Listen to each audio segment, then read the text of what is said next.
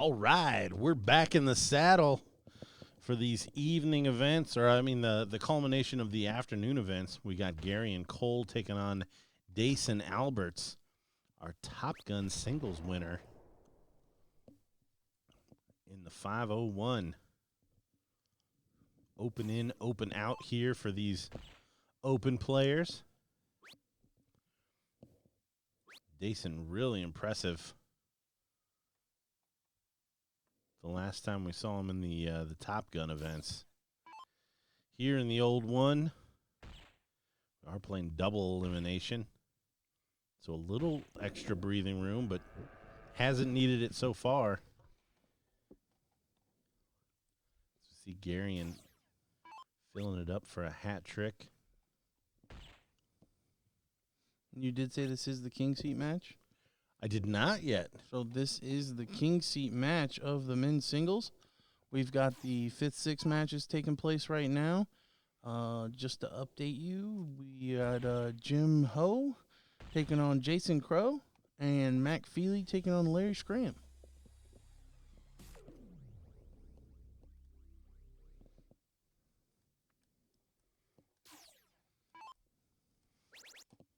Couldn't agree more, Mark.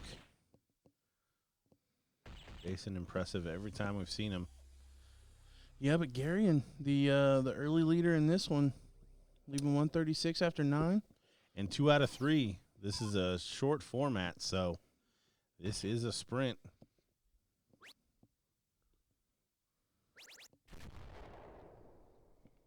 Good last there from Garion.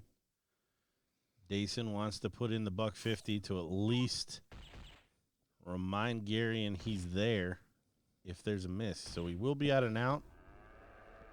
He does fill it up.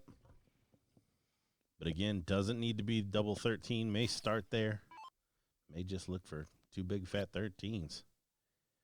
Another 13 and he's good. So Garion home after the first leg. It's going to set it up. And Dason going to get us going.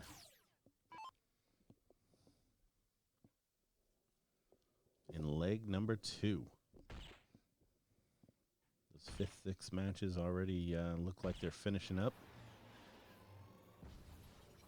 Yep, a update on one of them, Mac Feely, getting by Larry Scram.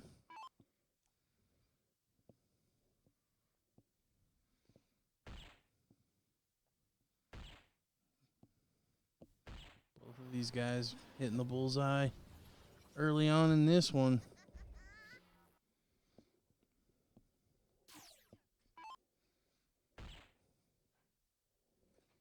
Would not be surprised to see a perfect leg here.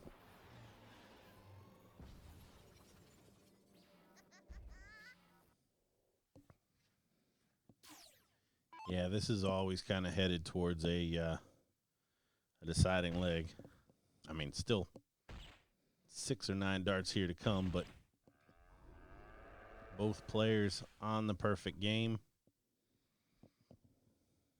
Dason with the advantage of throw. Oh, he's going to make a little slip. Straightens it out. Still first to a finish. How much pressure is Garion going to put on him? Potential to leave a single darter here. Yeah, perfect so far. And remains perfect. 9 bulls.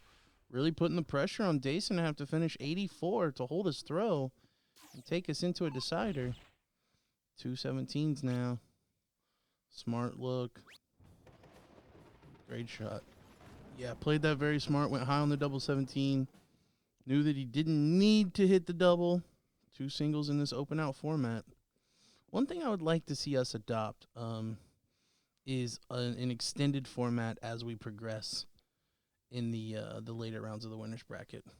I mean, this king seat match has potentially been ready to play for a while. And Garion winning the cork, we could have started this earlier and ran it up, best of 7 or something along those lines, or even best of 5 like we do in a lot of the other events. Yeah, we've seen various organizations do that to varying degrees throughout darts, but I think that definitely should be a standard. And a big cork win for Garion as he again hasn't missed in 12 darts. 9 perfect before Dason took it out in the last leg. And in this open out format, after you start with a hat trick, there is an option to be had here from 351. Not going first. I wouldn't do it going first. I would just play the bull, try to finish it in 12 darts or less. However, for Dason right now, Gary, in the way he's playing, will probably finish 240 and 6. I would argue Dason should go for a 180 or a 171 here to leave a finish. Dason heard you.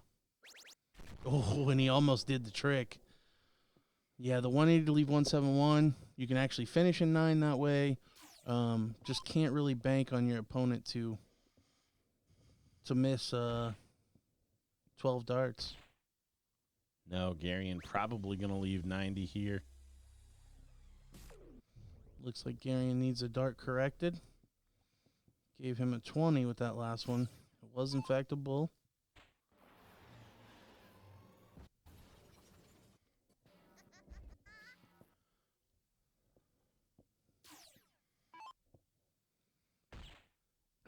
So now Dason really can only apply pressure.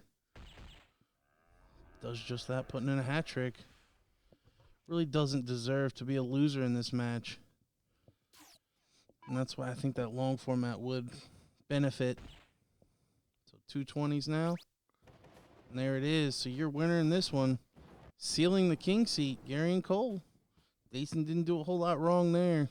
Yeah, I would argue not anything. I mean, other than missing the treble 20 on his second turn to leave the finish. And we do have a fourth place match.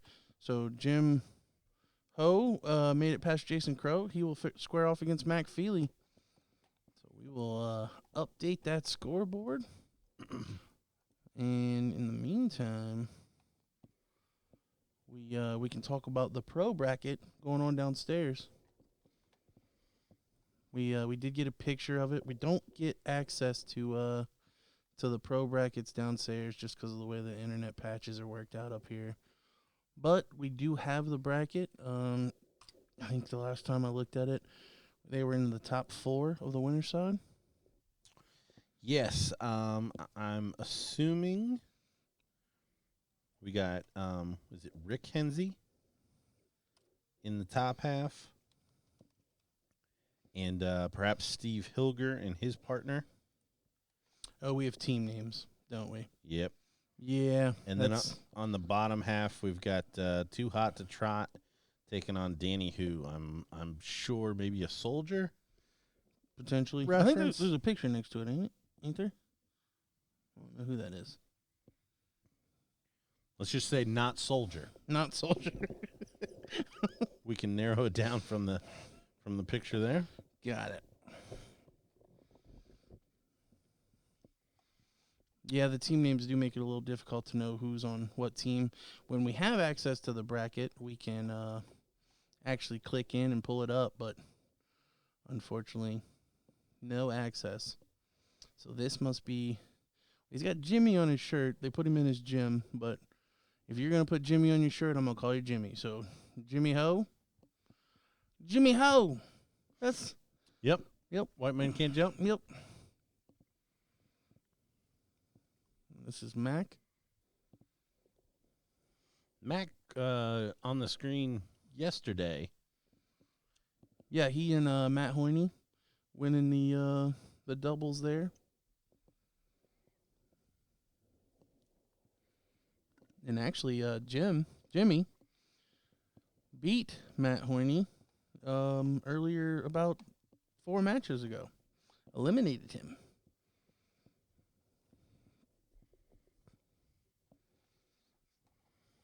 Now we are 2 out of 3 in the losers bracket as well. Same format as we just saw, so 2 out of 3. The winner of this taking on Dason, who we just saw lose basically because he lost a cork. Yeah, it's really all it came down to, sitting on 66. No doubt he would have finished that. given the way he was playing. Looks like the players are ready, and Mac will show a cork.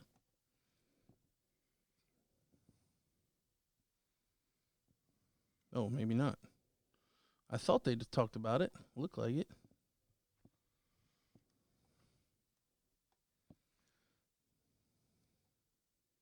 It's also interesting. Did they cork to start the last one, or was it flip and go and then cork in the last? Oh, it might have been flip and go. I just assumed it was a cork. Yeah, he's got a coin. Mac's got a coin. So maybe it is just flip and go.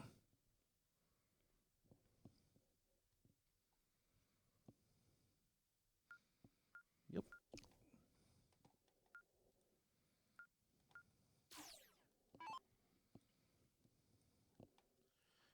From the reactions, I think Mac's going to get us. No. Jimmy Ho. Billy Ho in White Man Can't Jump, right? Yep.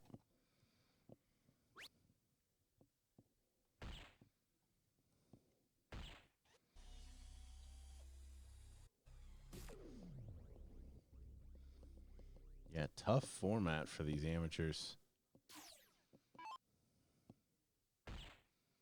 Yeah, very unforgiving. Really no room to take a leg off.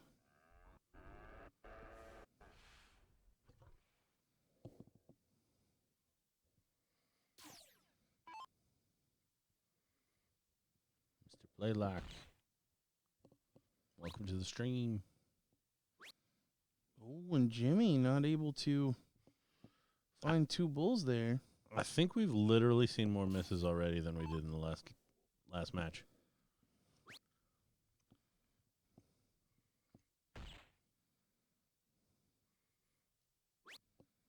And that's no slight on these guys. It's more of testament to how well Garion and Dason just played. Garion looked young. I never asked how old. I think he's pretty young. He was playing when he was a teenager, I remember. And that couldn't have been more than 4 or 5 years ago. So Jimmy gonna straighten it out. But Mac with the potential to be the first to the outs. He is. Yeah, he'll be kicking himself for that second round, though. Only finding one bull makes a tough 141. And Jimmy elected not to veer off the bull to leave a finish on his last turn. Instead, happy with putting in a hat trick here and leaving 28 and asking the question of Mac, can you take out a 141?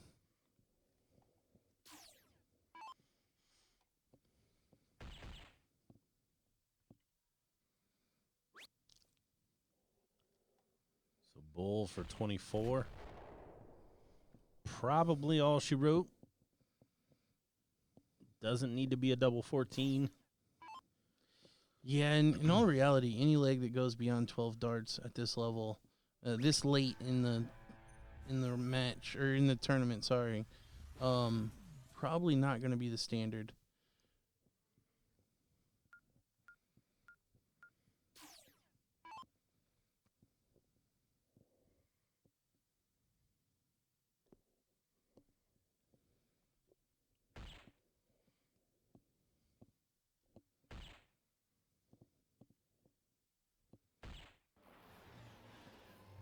Mac opening with a hat trick again. Yeah, the pressure to produce leg on shot, extremely high. I mean, not that it isn't in other events, but here with the size of that bull, it's not only is it expected, but Well, in an open out format, you don't expect to get any second chances. It's really, you have to be a round better, essentially.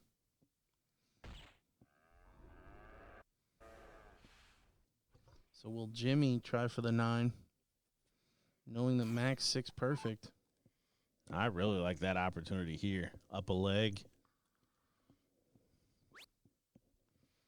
Did go for it.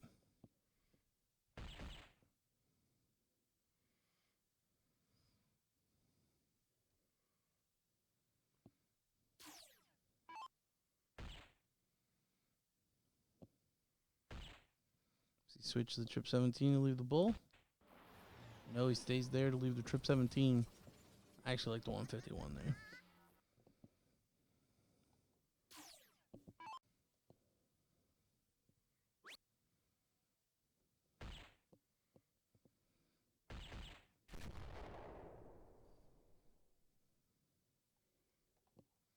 So Mac for a 10-dart leg. And to tie us up at 1 leg apiece. There it is.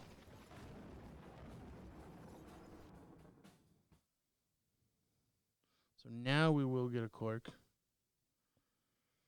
Looks like Jimmy's going to show.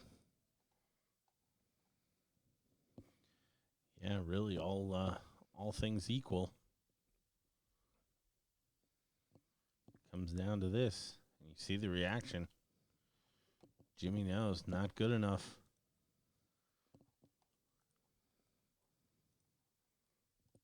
You see, Mac knows what that means.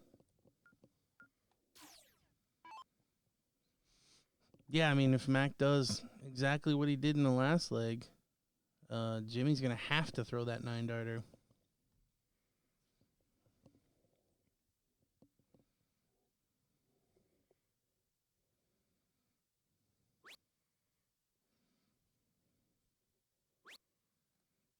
Oh, my. Look at this. Opening straight away. I think you see what Jimmy knows what it means as he started walking the other way, trying to gather himself. It is an opportunity. Best case scenario for Mac, I mean, he goes hat trick. He leaves a 127, which is not a gimme.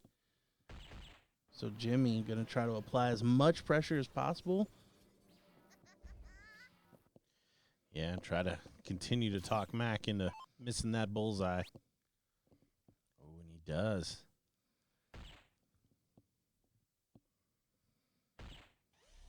So essentially, Jimmy taking the darts here.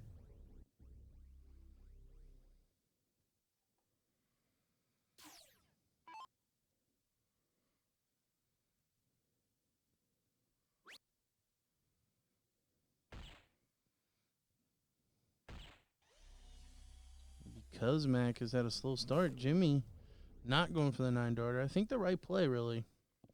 I mean, Mac could still finish 315 and 6. But 165, a tough ask.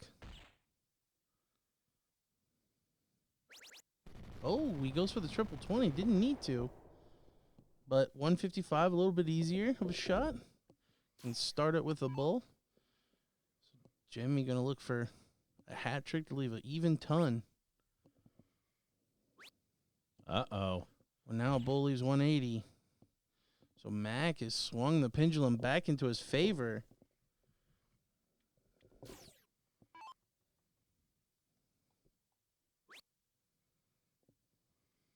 Mac electing to start on the 20.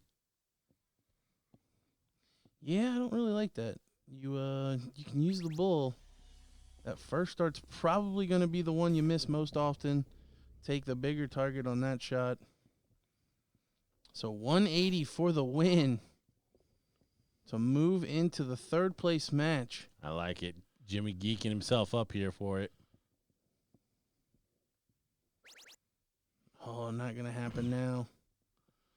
Mac knows he's coming back for 220s.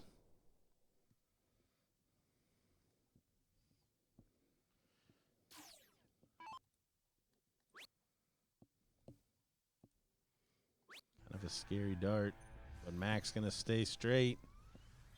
Finds the second 20. Players embrace. And we have our third place match set. Mac Feely taking on Dason Alberts.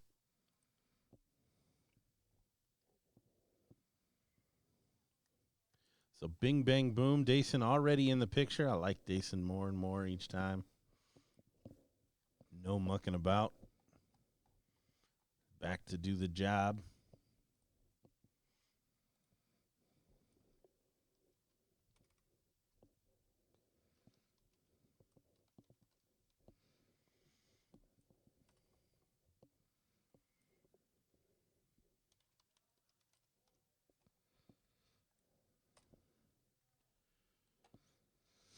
While you're here, we've got our third place match and our final coming up.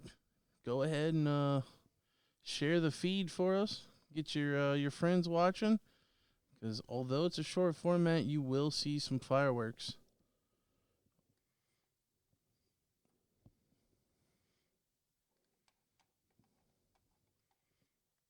Yeah, no doubt. Dason going to be back for blood. But he's got to get over the Mac Feely hump. Just to show the bracket here, this is at the top 32.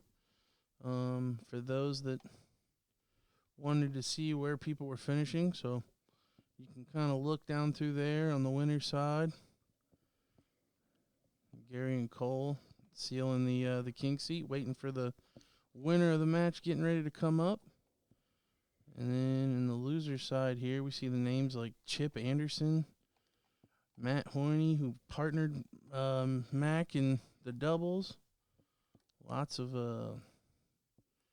potential fireworks there.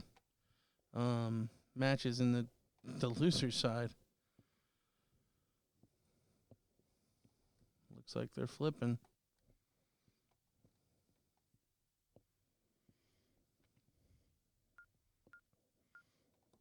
Right back to it. So we've been asked for our prediction. I'll be honest, this one's a tough one to call. Both of these players have been Whoever wins the third cork. Yeah, I think we're going 3 legs, and the winner of the cork's going to win. I know that's a cop-out answer. I'm more familiar with Mac, so I would probably favor Mac going into it. But, yeah, if Dason wins the cork in leg 3, he's instantly the favorite. Honestly, just winning the flip may have made him the favorite with as close as this match is. But I think whoever loses game 1 will win game 2.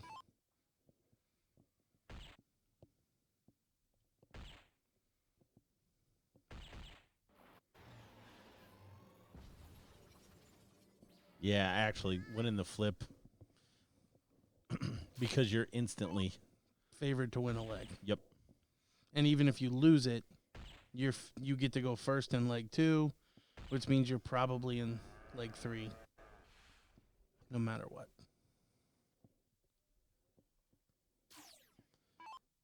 So both players do have a miss thus far.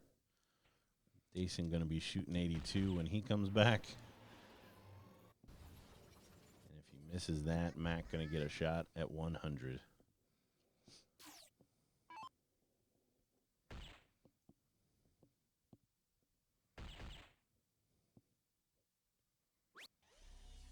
Oh, slides down into the 19. So not the full amount of pressure we would have expected on this 82. Not that it probably would have mattered. 2 16s needed for Dason. He drills the double. So there we are. Chalk as ever. An 11 dart leg.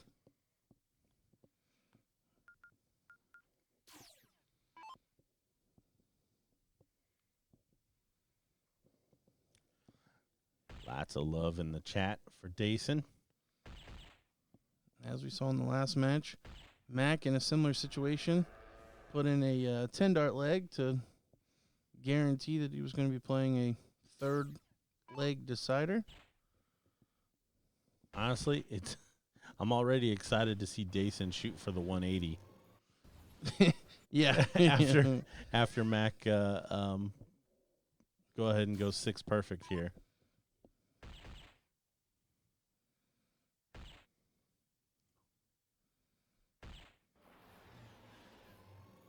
That's exactly what we got.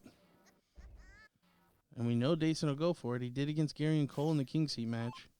Almost hit it. Yeah, and Jimmy, there we go, 1 dart. He misses the second.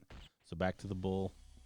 Jimmy did the exact same thing. So, I mean, everybody in this event pretty well aware. Yep.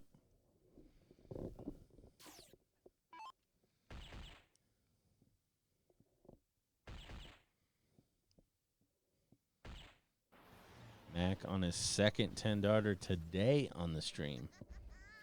Yeah, in his mini matches.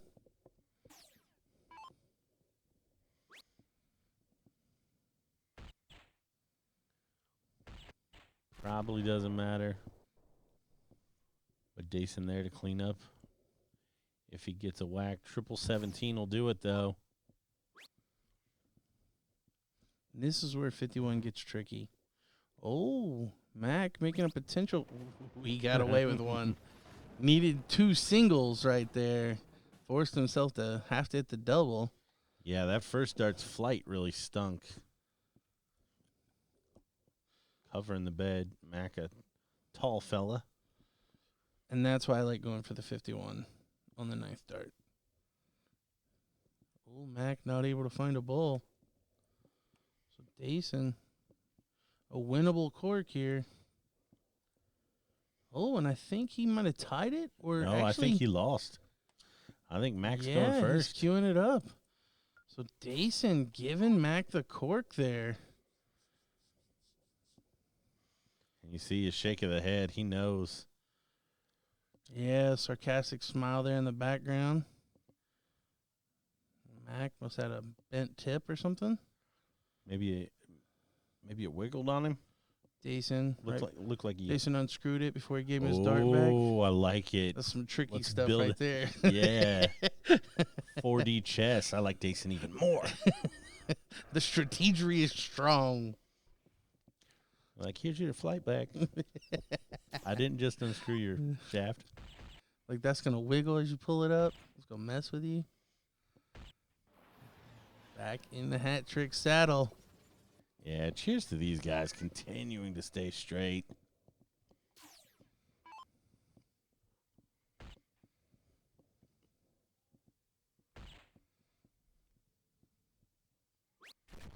Oh, bit of a kick. So Dason still has to go for that 180 in my opinion. Finds the 111. Recovers nicely. Still a game of who's going to go out in 6. Hat trick for either one will leave a 2-dart finish.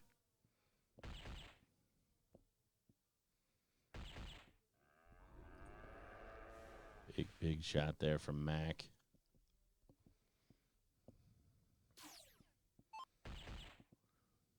All Dace can do is put in his 3 bulls and hope he's going to get a whack. Mac already familiar with that double 17. Buries it. Single 17 coming in. Played it much smarter this time. Made sure that he got the single.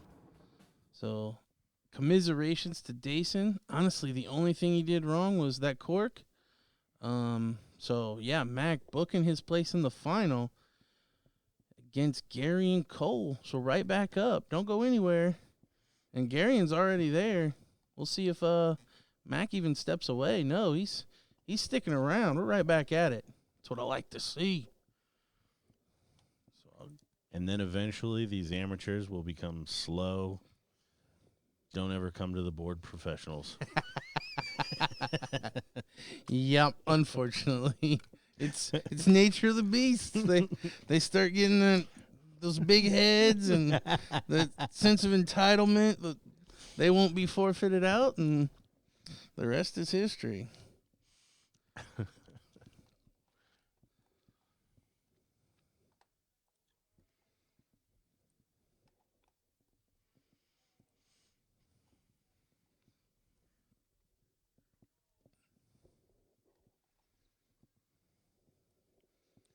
These guys making the scoreboard guy work too. No downtime to update it. No, he's on it. Serious. Good job, buddy. Just don't be sad.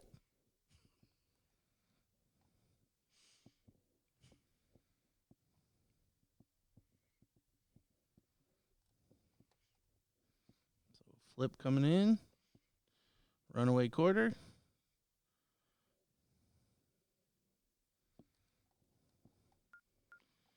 And who do we have going first?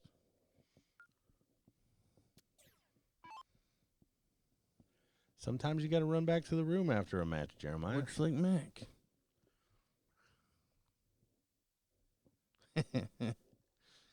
Yes, those statements were coming from two pros. I try to be the first to the board, but I will not lie. Occasionally, I lose track of time. Occasionally. Oh. But mostly, I'm talking about everybody else. Be better.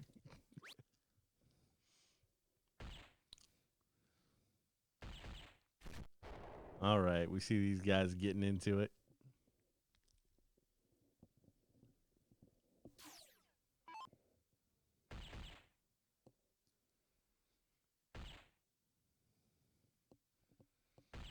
So both electing to get a miss out of the way, right out of the gate, and then into the perfection. Yeah, and no benefit here for the 180. Lots of Mac support there in the chat. Where's our Gary and Cole fans?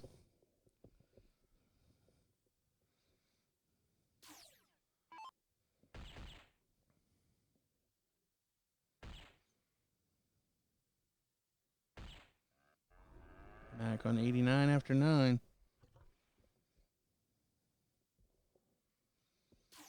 Garion should look to put in a hat trick, but not going to happen now.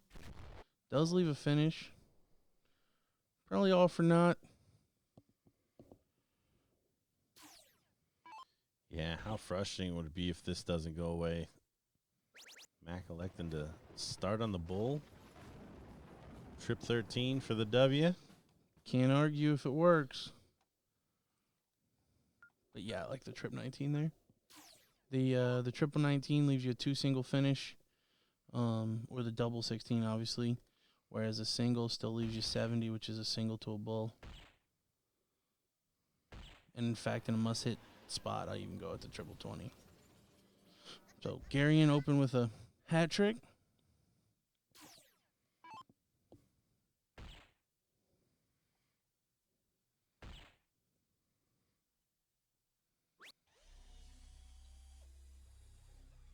Now Mac, mostly with that miss, knows that he doesn't have the opportunity to finish in 9, which is probably what he's going to require to break the throw of Garion.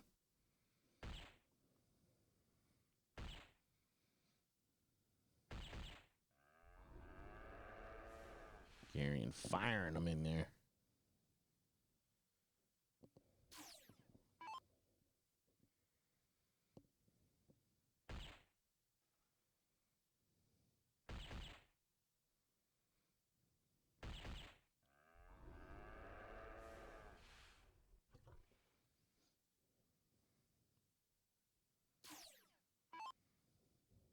So, game of who can go out in 6 per usual. Garion leaves the 10 darter.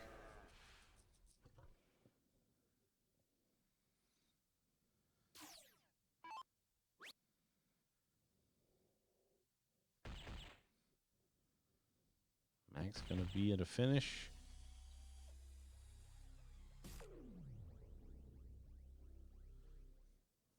But to take us to the decider of the first set in this final.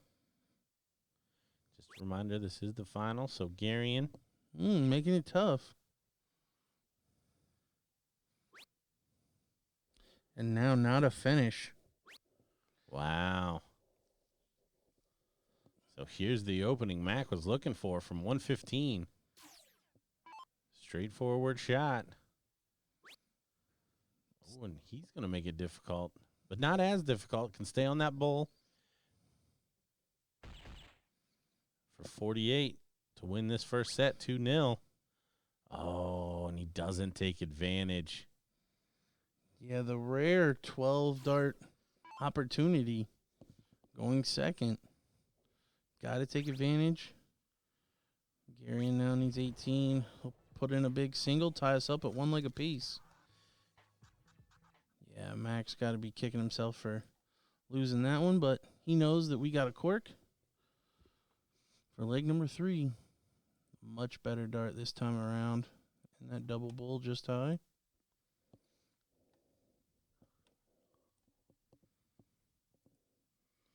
Garyon's just at the bottom.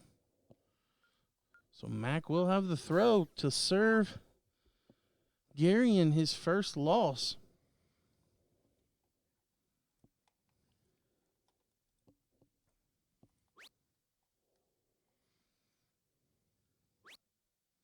And a couple of misses right out of the gate.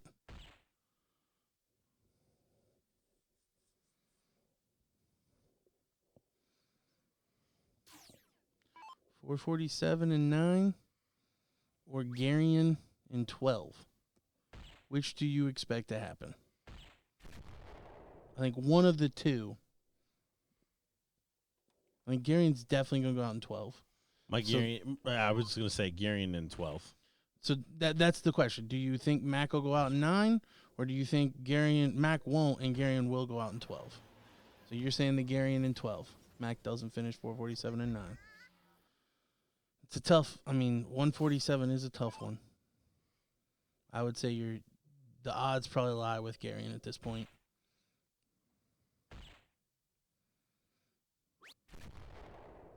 But keeps putting in low tons. Oof. 3 low tons, and you're looking at a huge out. In fact, probably higher than 147. Yeah, Mac's ability to miss at this point. Good miss. Oh, but he goes for the 20 in that spot. Yeah, don't like that at all. No, the bull leaves the 180. The bull still leaves a finish. The single 20 doesn't. So now, Garyon could leave a 170. Both players a bit more nervous than we've seen them. You see the shake of the head there. Could come down to finishing 170 for the title.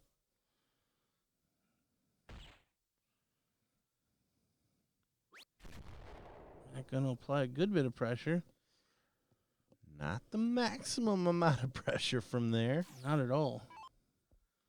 So 170 for Garyon. Bull and a couple of triple 20s. He's getting a look. Oh, it rattled left. So Mac for 124. I like this.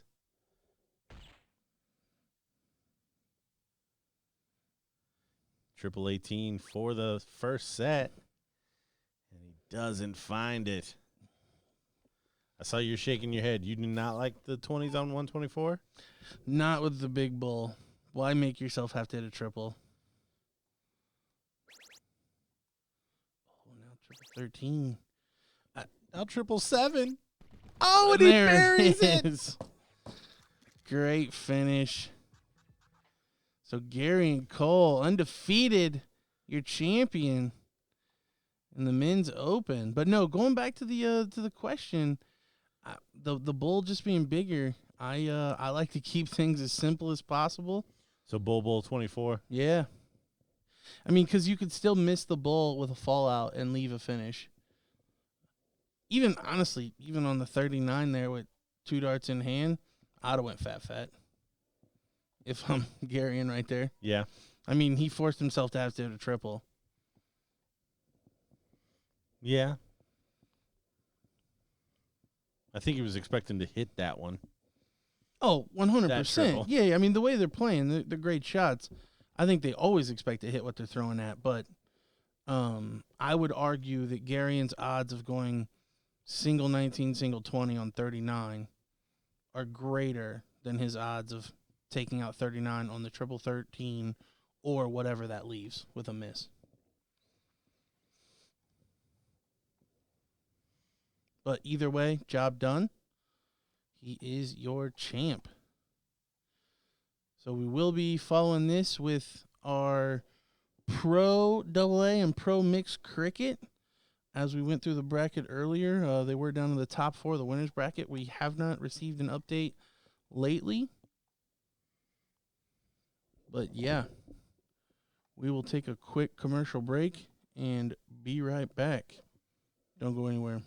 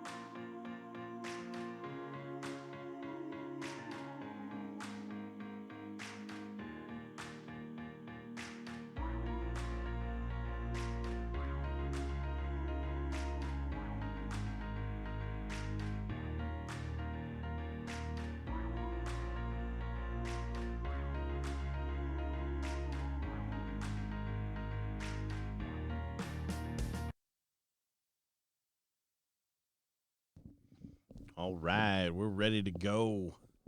This is the royal seat. The royalty seat? The throne match? The throne match? Sure. Of the mixed doubles. Looks like we got a tie. Yep. Both one hole out.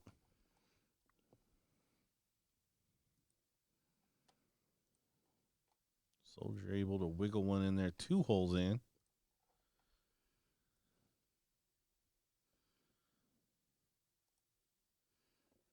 Steve only 1 hole in. So Leonard and Ginger are going to get us started.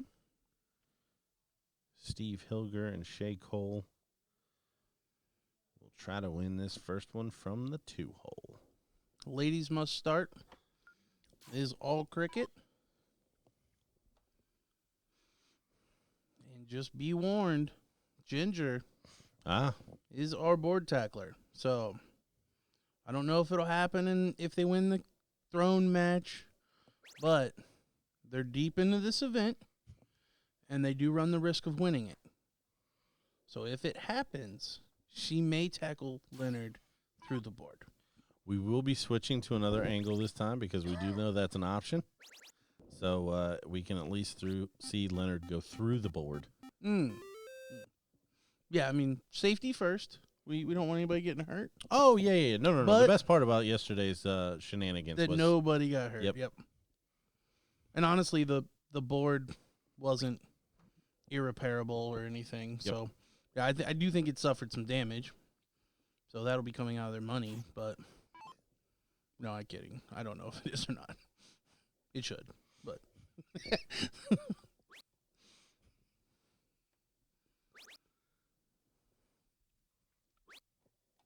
Yeah, good shot there from Porky.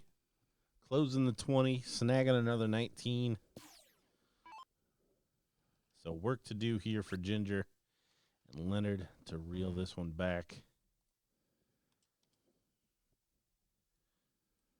Ginger only going to find a single.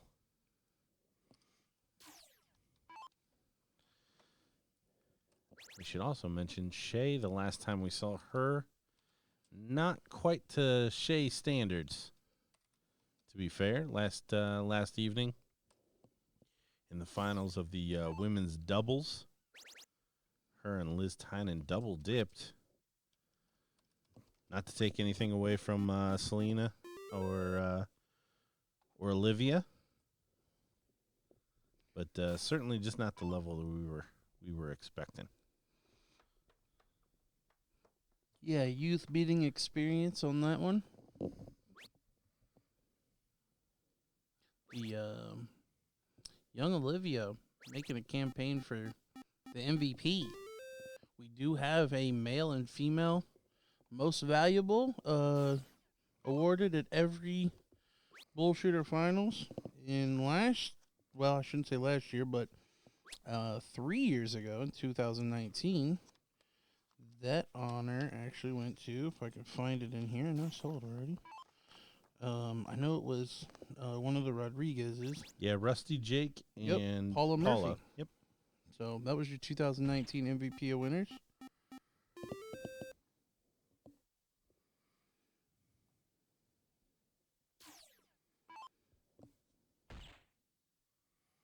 So one-way traffic, big time in this first leg. But we keep talking about it. In this kind of a format, 2 out of 3, loser goes first. You get broke in the first leg. Not a lot wrong. You're just gonna get to start the next one as we see Steve smashing in the double bull first dart to finish it off, and Ginger will be right back up to get us started in the second leg. This is 2 out of 3, so a must-win leg for Ginger and Gates.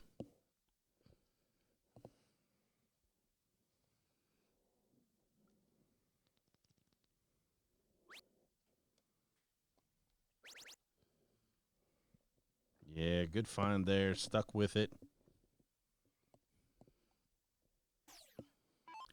Shay started pretty good in the last leg. And she's back at it in this one. Riding in the triple 19 with two of them for a pile. Closing 57.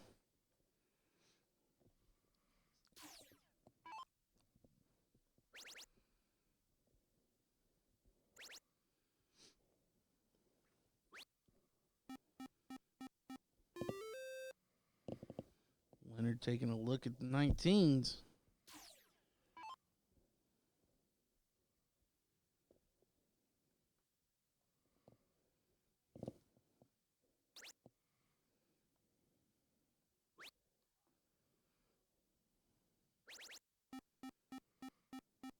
Yeah, nice 7-mark follow from Steve. Continuing that pressure. Ginger settling down now, though. Doing some damage herself. Also putting in 7-mark. Yeah, 140 follow. Great shot.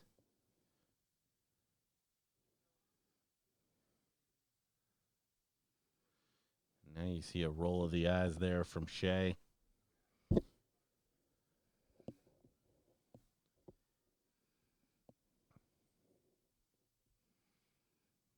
She's going to window. So no doubt that will be punished. And you're going to take another one. Yeah. There's the treble 18. So down 110 and 2 numbers. Steve really needs to find a 9 mark on that 17.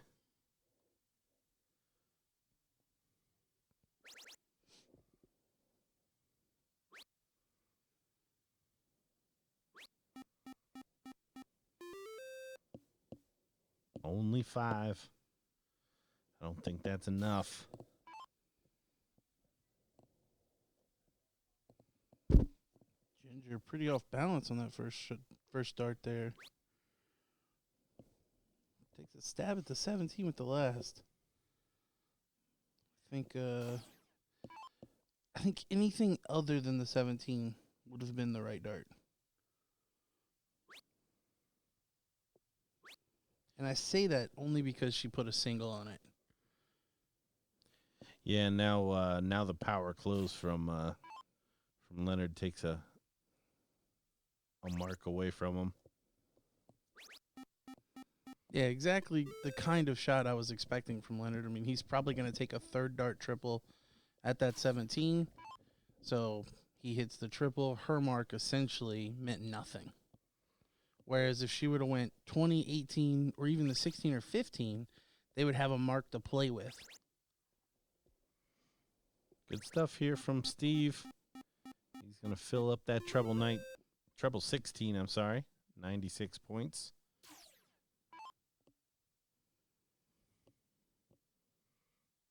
In the matter of 9 darts, this could be a new leg, but Ginger has nothing. Wants no part of that. Yeah, she couldn't get to the board quick enough after that third dart. I thought she was tackling her board for a second. I don't know if it's the Holy Ghost or what's got a hold of Leonard back there. Leonard feeling himself right now. Feeling cute, might hit a couple triples later. Or now.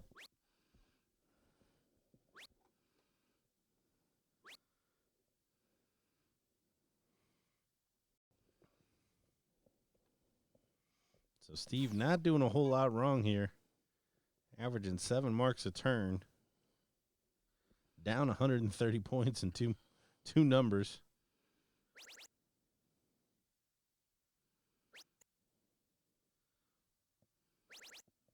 Straight back to it, another 9 mark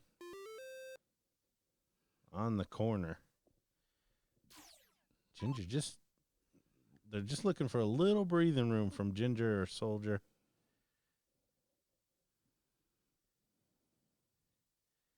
And they're going to get it. I would be very aggressive here with Shay. Yeah, first start goes in the triple 15, you might as well take a shot at it. Because you don't want to battle the 20 versus the 15. Oh, and I was even more aggressive than that. shooting to just close the 20 and 18. She's going to follow with a 9 on the 15s as well. Absolutely incredible.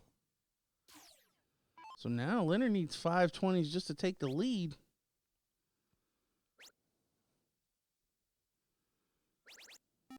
But that's the problem. You threw 9, he threw 7.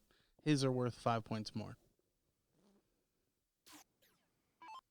So now a triple 15 only ties the point lead.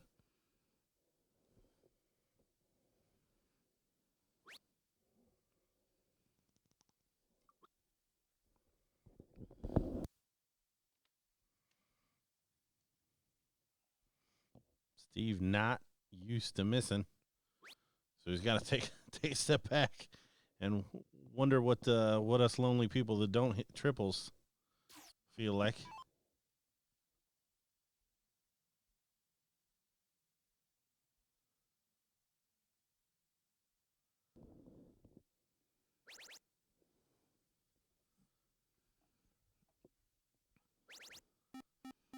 Ginger back in the triples, putting in a pile, scoring 120. Yeah, absolutely incredible back and forth between these two teams. Back-to-back 9s for Shay and Steve. Leonard with a 7 mark on the 20, followed by Ginger with a 6. And they're back in control. Leonard wants it to be even bigger.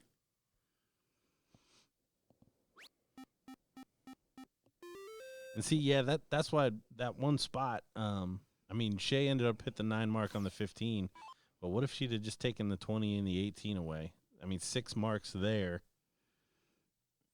Yeah, I mean, Leonard's probably going to close the 15s, but Porky comes up with an opportunity to win the match with 5 bulls, and now you don't have that same opportunity. Yeah, you're not never. It's much more difficult to get to that, to at least a winning shot situation from here. Yeah, at that point, you kind of need your opponents to miss anyways. The likelihood of them missing more than once is not that great, so you kind of want to make them miss on this turn. Yeah, if you put them in the position where if they miss once, you're going to get a whack at it, that's best case scenario, especially in a match like this. Now, that's not always the way to go about it, but I just feel like in this scenario, that was the shot.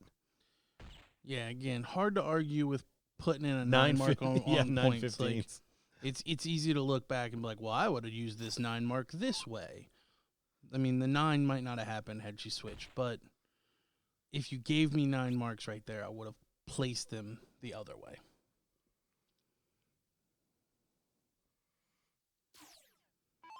But definitely some quality shooting here. Yeah, so maybe 6 darts for Shay and Steve. 4 to get the point lead. Not going to happen now.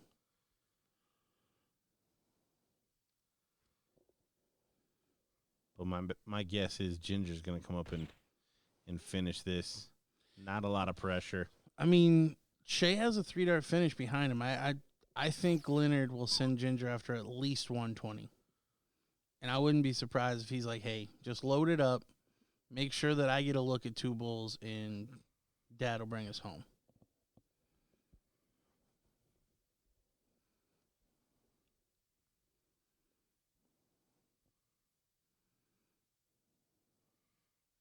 That appeared to be the conversation. Great third. Yeah, sticks with it. Rattles it in there. So Shay now needs 5 bulls to take the point lead.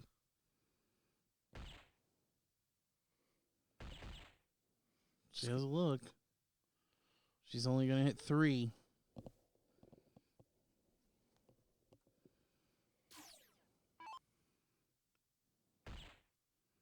Leonard hits 2 bulls for breakfast.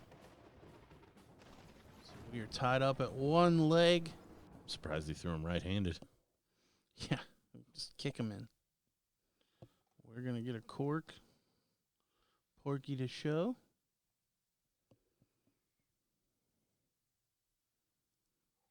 Just south of the double there.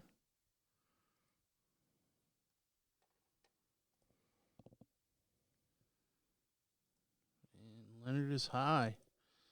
So Porky and Shay will have the start here in leg number 3, playing for the throne. And they finally get to start a leg. Oh, that's true. They did go second in the first leg too, didn't they?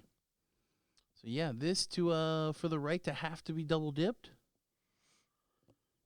And we haven't seen it yet, but that is also another crazy kind of thing that can work out in these matches. You can lose 2-1 and never start.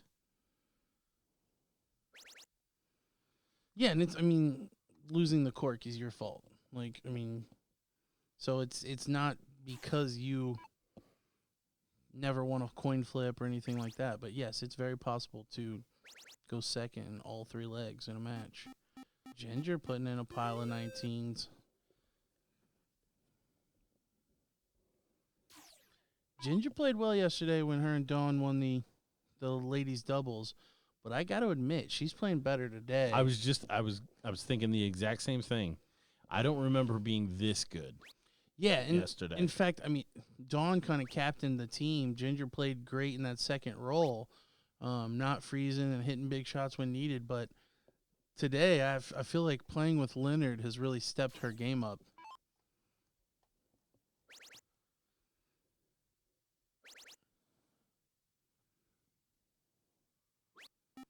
I think that's a side effect of knowing that your opponent or your partner is as good as he is. You can have those bad rounds. It takes a lot of pressure off of you to know that the guy behind you will pick you up.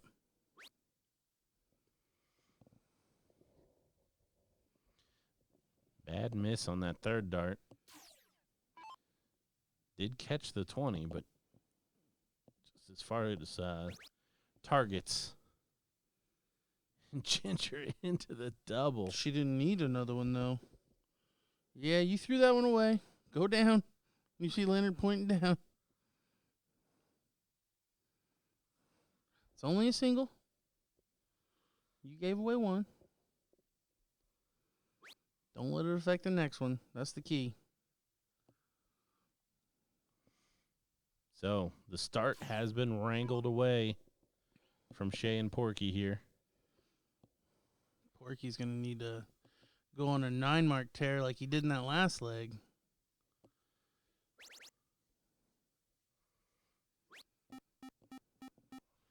Fives don't feel like enough right now. With Leonard averaging 7 a turn.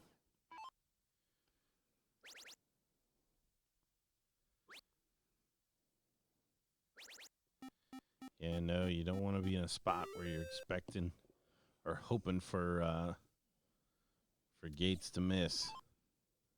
That is a very lonely place to be.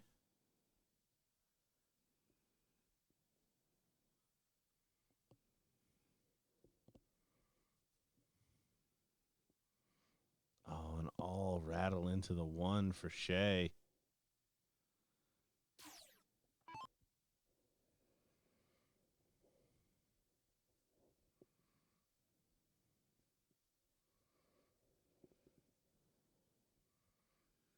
Ginger going to try to take advantage of having that mark on the 17. I like that play. 2 marks gets a close.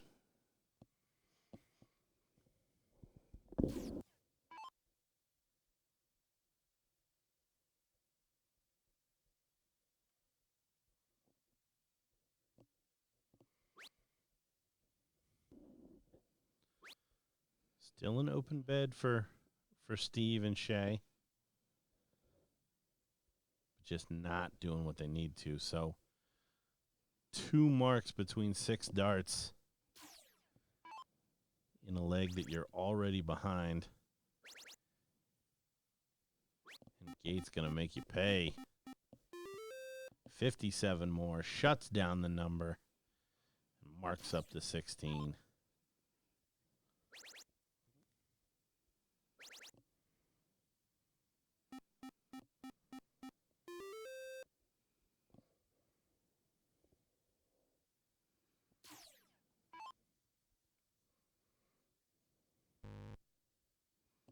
Ginger again going to try to take advantage of having the mark. Oh, but then switches to 17 to score. Comes away empty-handed.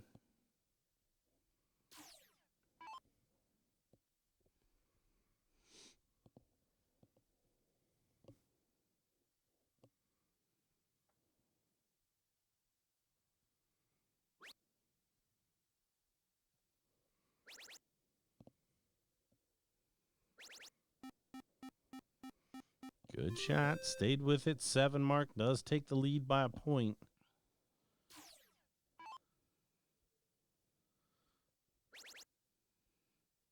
Leonard getting free triple 19s.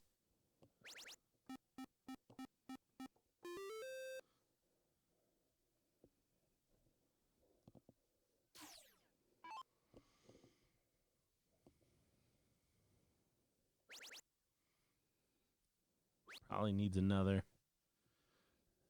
Finds a single.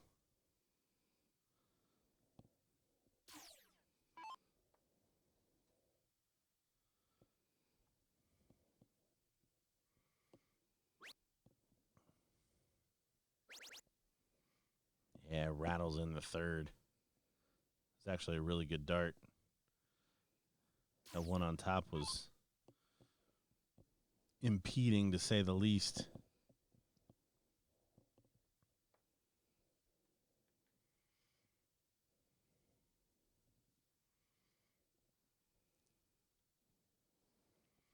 Porky struggling in this leg.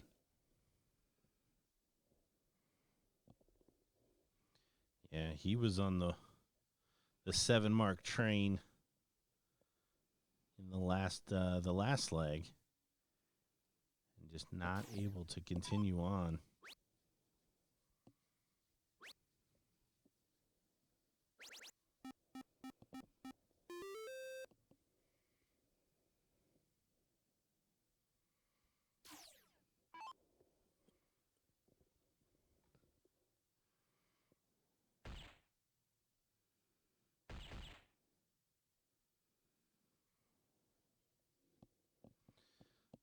Unlucky, but closed bullseyes. So Ginger to be the hero and to capture the throne. There's one bull. Needs a double. Oh, not going to find it. So Steve needs 5 for the lead. Make Leonard think about this. At least make him throw 3 darts.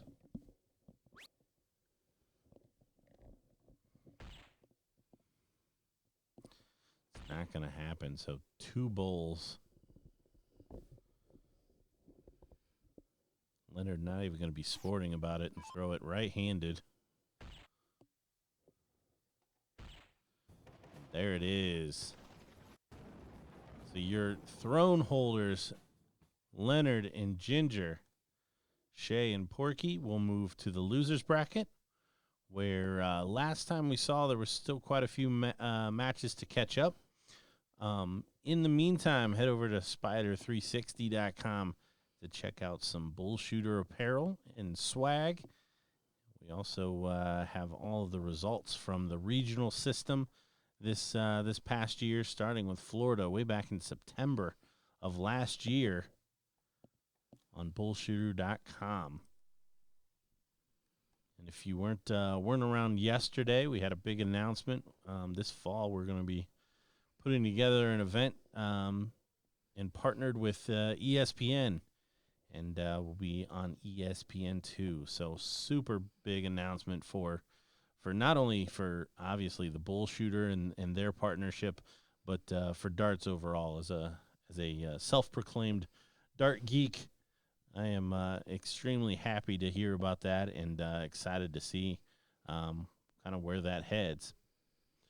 All that and more darts here as soon as we can get another one in the bullpen.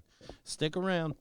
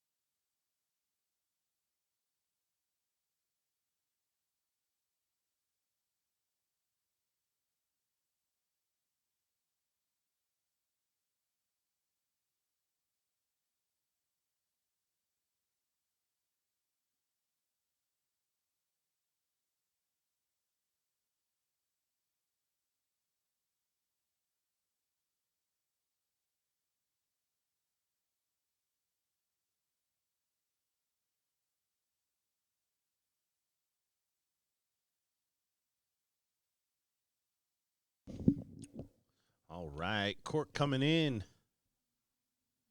Where we at in the bracket, Dad? I didn't even look. We got Sid and Olivia taking on Masanu and Mila. This is a 9th through 12th match. This bracket is kind of behind, or this section of the bracket. So, Are we blaming? Who we blaming? Which team? Well, you can't blame Sid and Liv because they just lost. To fall to this side. And they were waiting. Yeah. Like, this is their first match in the losers bracket. So they've been waiting a while for the bracket to catch up. So if it's either of these teams' fault, it's got to be Mila and Masnu. Man, when you say it like that, I was just kind of trying to be funny. Yeah. I'm like, hey, can we blame one of these teams? Then it got real. Can't. Yeah. Big 9 right out the gate by the kiddo. Liv, the 16-year-old, beating up on everybody this weekend. Top Gun champ.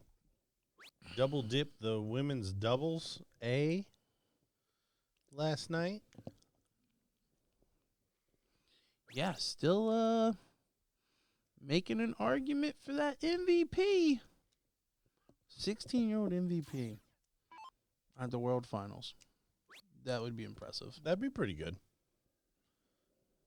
You throw that on a college application, right? Who needs college? When you're... Oh, it's true. I'm kidding. But I'll be honest, darts was on my resume. Yeah, I mean it wasn't for me, but I didn't play very organized stuff like as a kid. Got you. Yeah, for me, it 100% benefited. Not only does it make you bounce off the page when you go in there, but it also explained my gap in work history. So, yeah, would I put it on there? The answer is yes. Now, I must say I have definitely had interviews since then that was a topic. What do you like to do in your extra time, Gordon? I'll tell you, at my current job, I distinctly remember my now boss coming into my interview and saying that she had to meet this guy everybody was talking about, and they had only had my resume at that point. But somebody who played darts saw that on the resume, instantly did some Googling, and they're like, oh my gosh, we're going to be interviewing this guy. All it takes is one. That's right.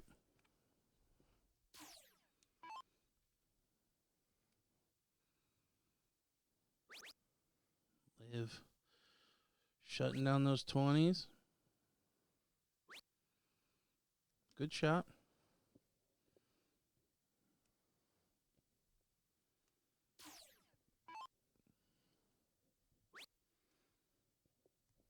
The question I have is, how did Sid get so lucky to partner with Liv?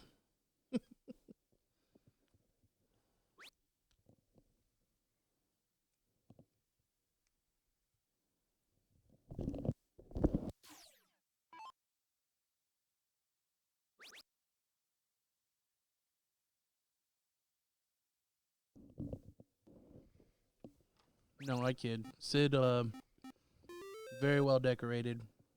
We've seen him already this weekend. He and partner Alex Spellman, he was the other half of that team where we saw 9-darter. But yeah, this could be a long-term partnership, a bloom for Liv and Sid. Well, and Sid's got the temperament to play with a partner like Olivia. And what I mean by that is somebody that knows what they're doing, but maybe not as mature into the game and takes direction. Well, and the thing is, though, I don't know that Liv needs a whole lot of direction. I think she pretty well keeps quiet. I mean, even when she was playing with Selena in the doubles yesterday, where they pulled off the double dip, other than the occasional hand slap and maybe the off comment here or there, I mean, it was pretty much you do your thing, I'll do my thing. And those players, cheers to them. they absolutely know what works for them. I used to play with a girl that she was a completely different player before she put the headphones in and after she put the headphones in. And the headphones was like hard heavy metal. Like it was coming out of the speakers. So yeah, I get it if that's what you like. I tend to be more of the let's have some fun variety, but to each their own. It certainly works for Liv. I would probably make her have fun though. Like I would do things goofy just to try to get her laughing because I do believe that people play better when they have fun.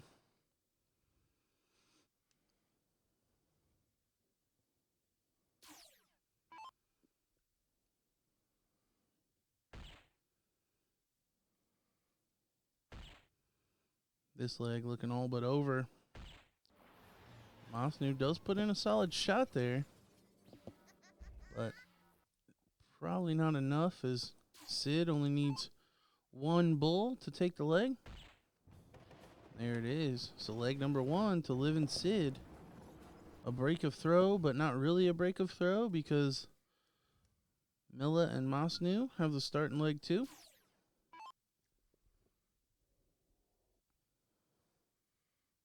Mila to get us started.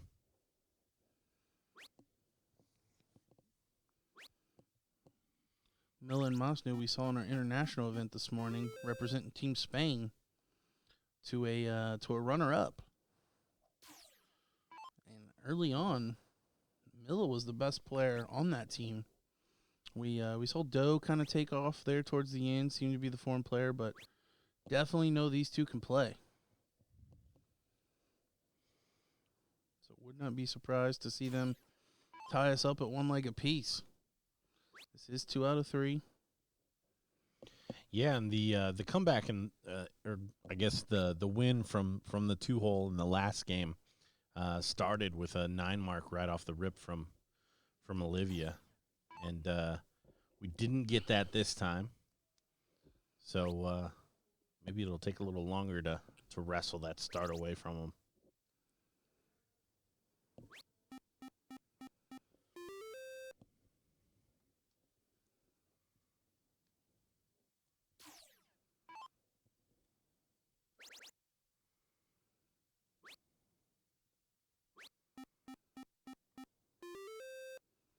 Solid 5 there from Milla.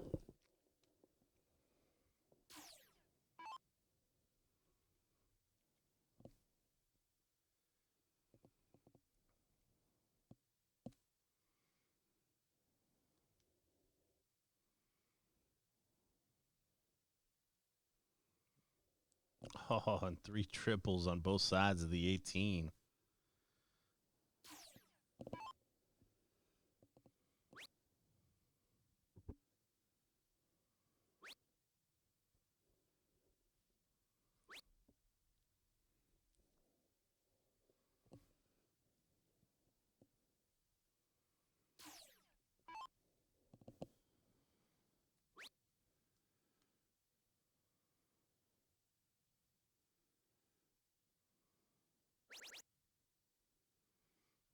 Good last there from Sid, rescuing the shot.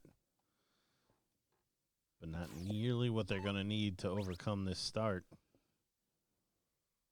No, with Liv struggling a little bit here early on and Team Spain not struggling. This one quickly getting away from Liv and Sid.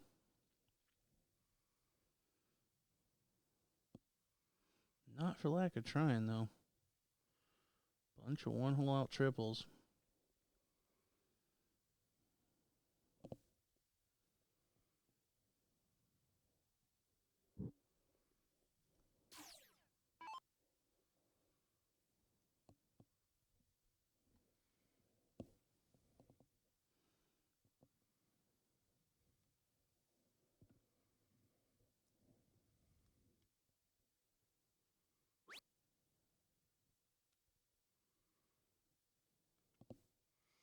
So still an opportunity to reel back some points on that 15.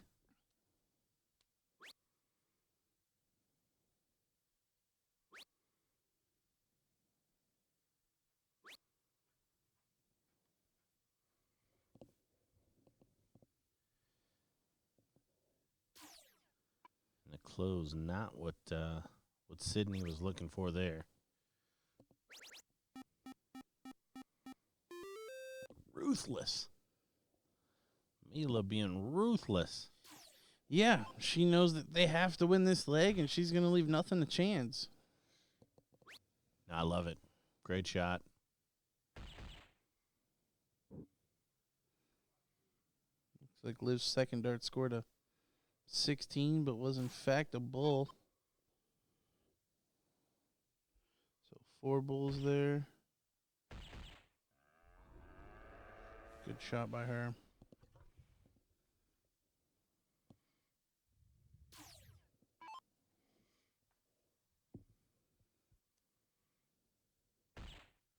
Three bulls, and we will head to a decider. One more coming in. There it is, the power close from Masanu. Take this second leg.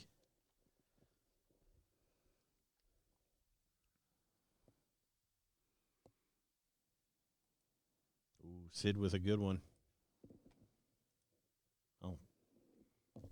I don't know what I saw. Two holes in, though. But plenty of room to better. Only one hole in for Masanu. So Liv and Sid will have the start. First opportunity for them to start as well.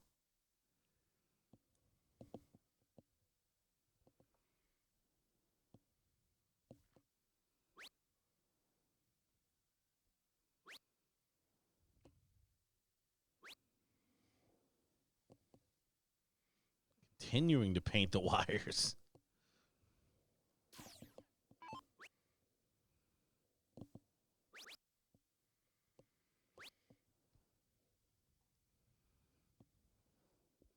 Miller gonna chase there. Not the best option for cricket. Typically you want to go get your own number, but it pays off. As Sid only putting in 2 19s.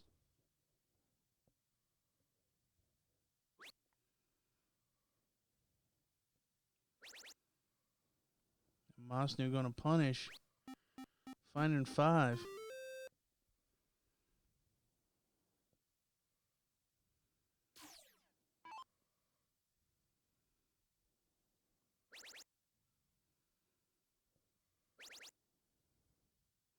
I would still take the close. Yeah, smart darts there by Liv. Could have stayed there to take the point lead, but this is exactly what you want. The other team thinking. And honestly, Milla's already shown that she will chase, which is where I want her going. I would rather her have to throw at the 18s. Even if she closes it with 3 darts, I'm Sid, I'm walking up there, I'm thinking I'm going to hit a triple and. Whatever that and is going to equal points to take the point lead.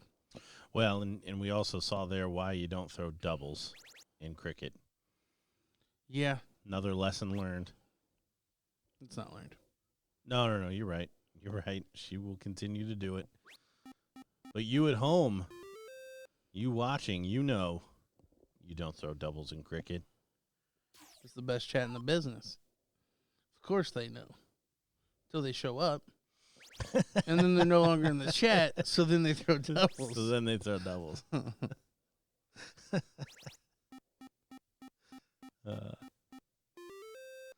So great shot there, Masanu, putting in the 9. Yeah, averaging 7 marks a turn. Live with that 5. Right back into the triple. Staying there. Yeah, 7 this time.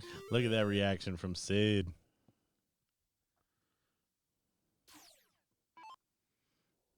Big shot.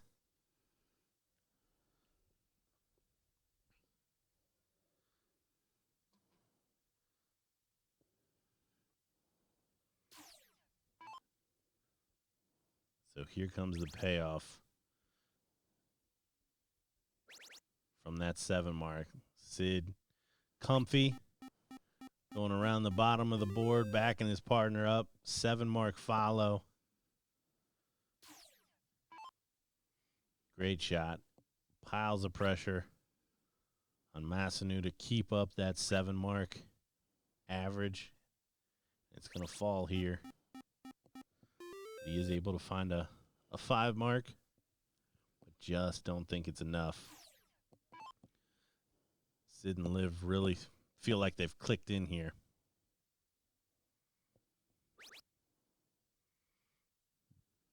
Dead nuts on the triple 15. Snag another 18 points. You're right. Maybe she's teaching Sid how to play. I think this is Sid's Make-A-Wish. No, I'm kidding. I joke with Sid because we know each other so well.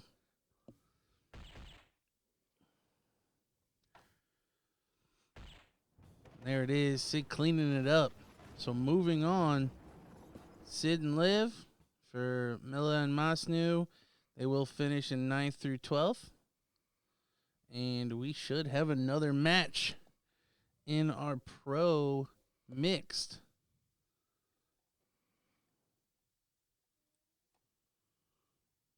We will have that very shortly.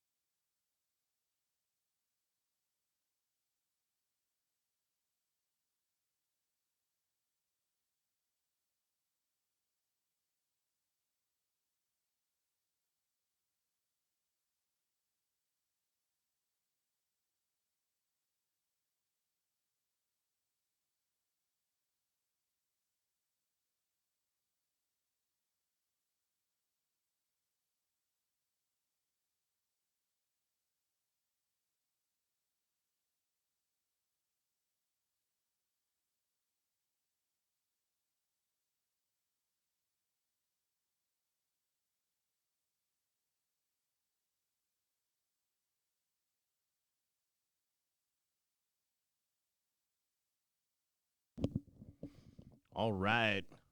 We got Living Sid right back up, taking on Maria and Jay. Yeah, because this bracket was behind, we probably will get some winners of these matches back to back just to try to get it caught up. Looks like Sid took that cork. So Liv will start us out again.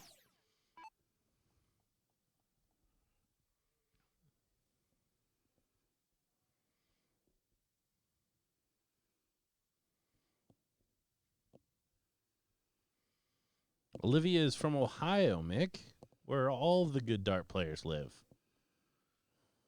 At least most of them.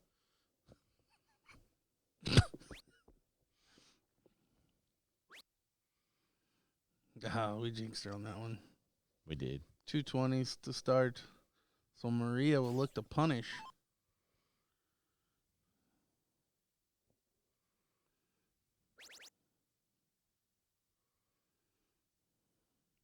But only 3. Yeah, you got to say, best case scenario there for a follow. Yeah, Sid will have the opportunity to close the 19, score on it, and close the 20s. He's going to look up at the 21st. Now back to the 19 for score. You see Liv pointing at it. Exactly what he wanted. A perfect round for him, essentially.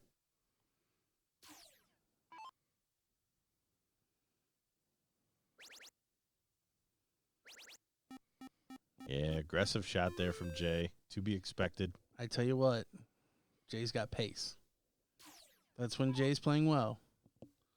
And right out of the gate, first turn, when Jay starts marching to the board. So I would expect to see Jay play well here.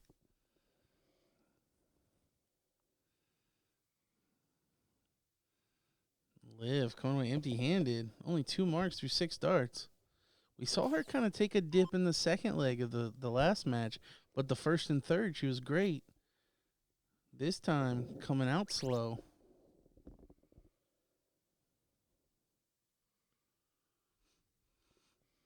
Maria going to take the point lead. And Sid going to need to find a new playground.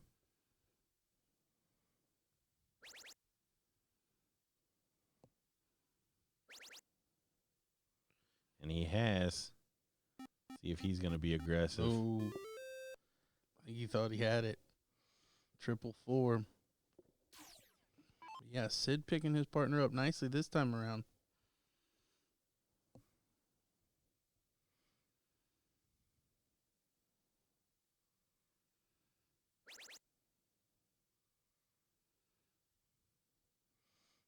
Jay gonna think about this one.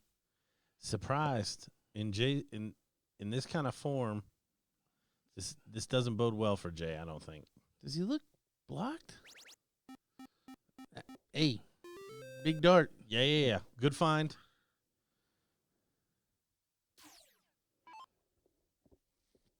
So Liv gonna have to open a new playground.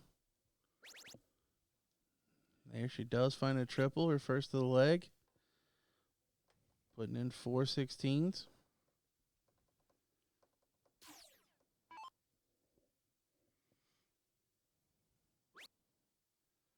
Maria going to look to extend that point lead. Only 36. So Sid can keep it up. Very easily should take control of this leg. Up to the 18. Now the death blow. Ooh. Went back at the 16s, increased the point lead. That makes Jay hit more than 7 marks, which I like the theory. I would have went for that kill shot, that triple 15. Well, and honestly, I like dropping down from that 18. True. To that 15. But yeah, I think the 16 is probably the right shot. In all honesty, the safer method. But I would have went for the juggler if I was Sid, playing the way that he is. But Liv gonna pick him up here. Put in a 5 mark on the 15s. Yeah, great find on that third dart. Dropped it in right behind the first 2 there. I think Jay's telling Maria to close. Down by 56.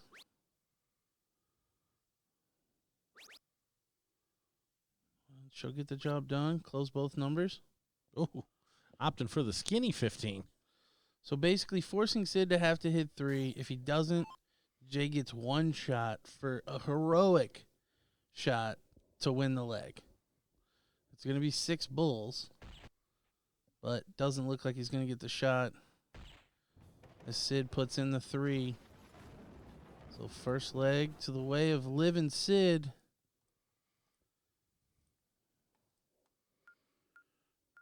And Maria will lead out leg number 2.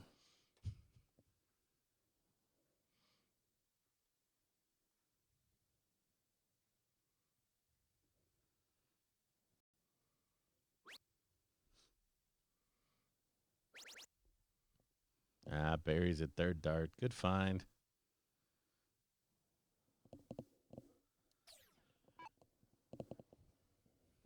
Now up a leg. Her partner playing well. Liv should be able to settle in.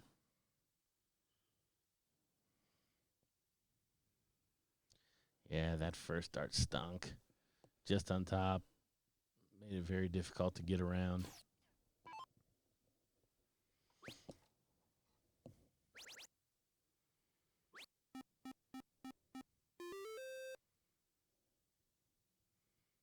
Jay continues to move the games forward.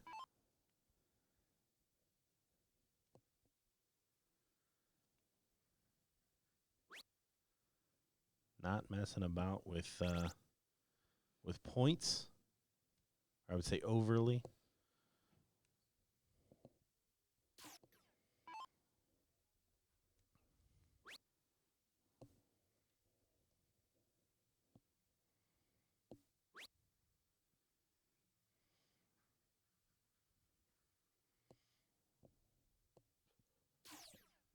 What can Liv do here on the 18s?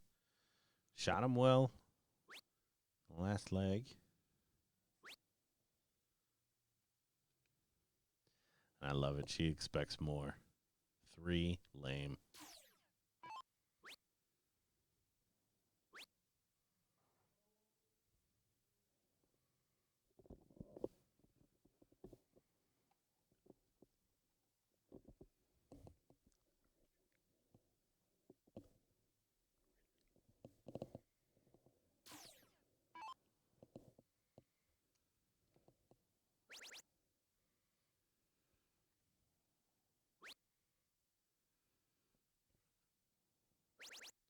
Sid gonna take the point lead, putting in 7 18s, scoring 126. Yeah, good shot there for Sid.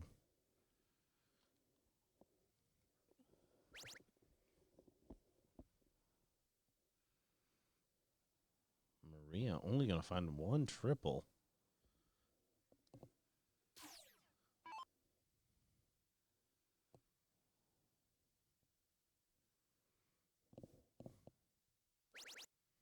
Great adjustment. Great adjustment. Able to find 2 treble 18s after that.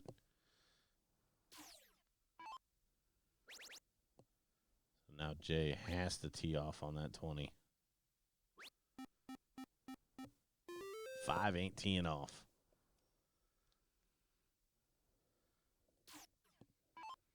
So has the point lead. How aggressive is Sid going to be here?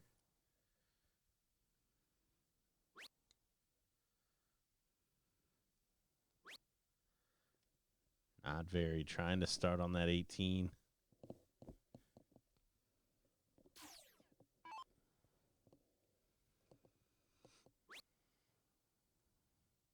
Mafe move. No, she stays there. I think she'd have been better to move.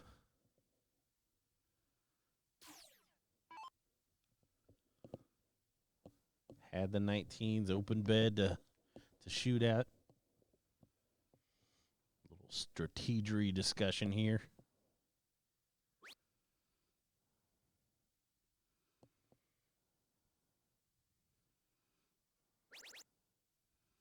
Bit surprised there that was the shot. I would have told her to take the first start of the triple 20. If you stick it, then you can close the 19s easy peasy. If not, you go right to the 18s. But she does put in 4 for 72. And Jay only follows with 3. So advantage Sid and Liv. And if I'm Sid, I take the exact same shot that I would have just told Liv to take. First start triple 20. If you hit it, you move on. If you don't, you go right to score.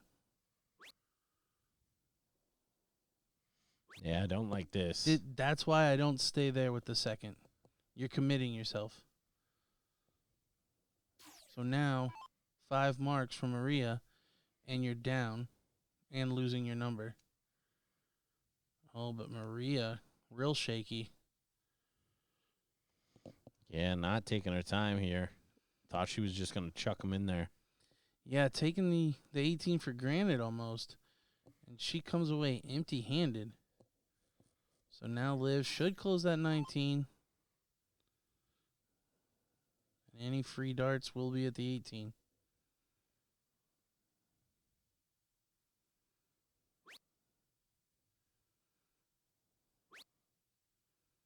Free dart. Free 18 points.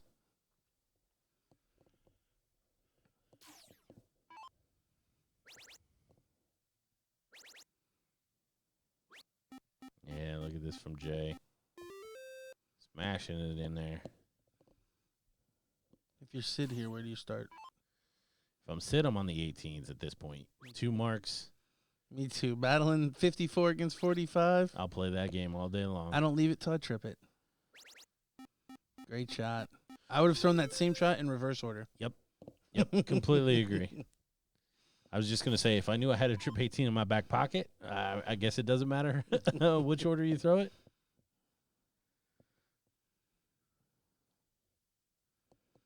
Maria just struggling.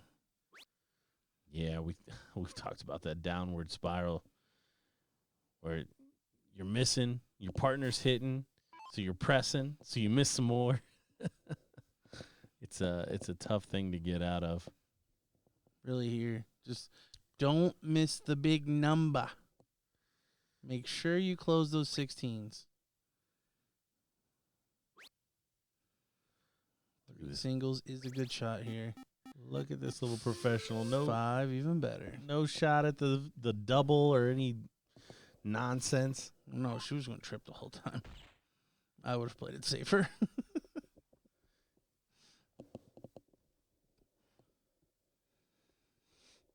Jay thinking about closing. Yeah, Jay trying to figure out what the... But 6 bulls is not a win. Yeah, that's one of those cases where, I mean, you then need your opponent to miss twice. Yeah, and you're limiting their 7 bulls options. down. It's better for them to have numbers open right now because they feel like they have an outlet.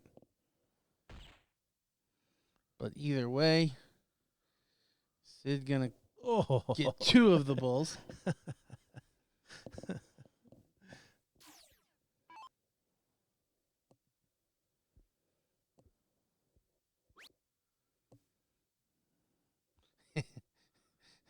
And the irony behind that, Maria started this downward spiral trying to find a single 18. Yep. Misses the bull and catches the 18. So, single bull for Sid and Liv to take this one 2-0 and progress in that loser's bracket.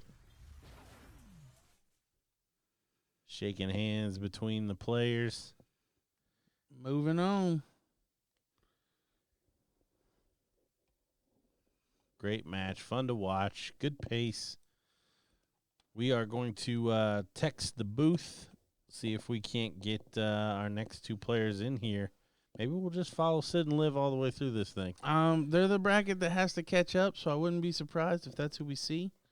But, yeah, we will be right back with more of your darting action.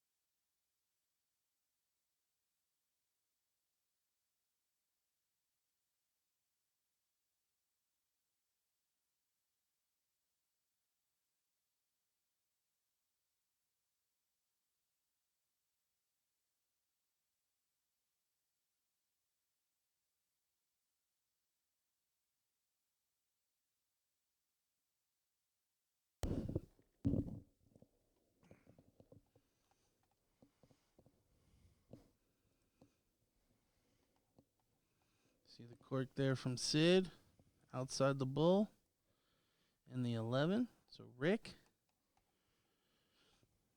puts a double bull on it.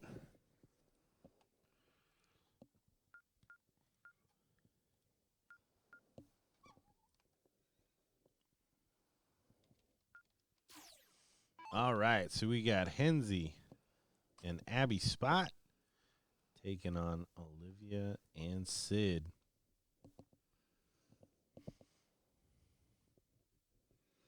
Abby to lead us out.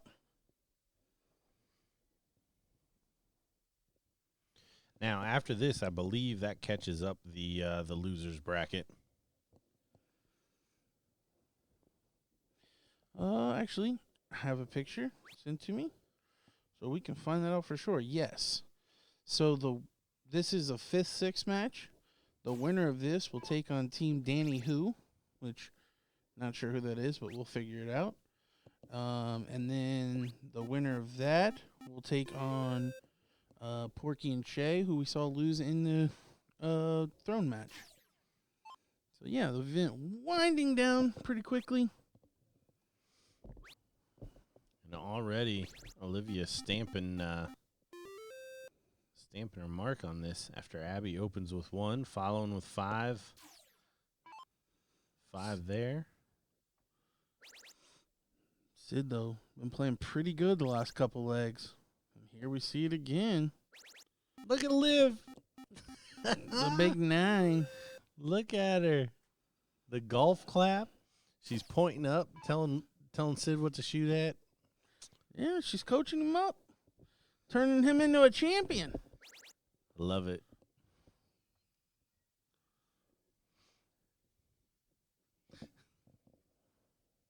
I knew you could do it.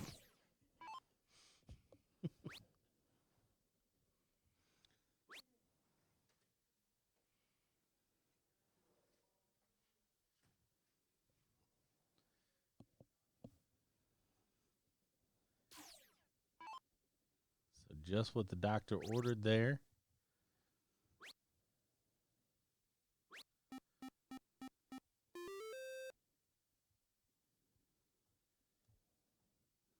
Rick only going to follow with 5. Yeah, Rick, you saw him throw his hands up. He knows 5 ain't enough right now.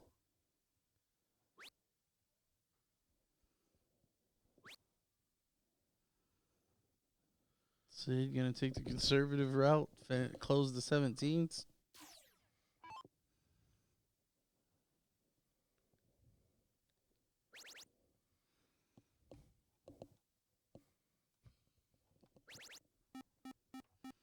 Abby getting on board, putting in a pile of 16s. And you know they've been keeping up enough that it's one slip away.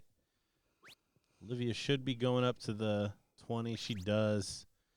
Fine an 80. Yeah, one bad turn followed by a big 9, and this leg could easily turn on its head.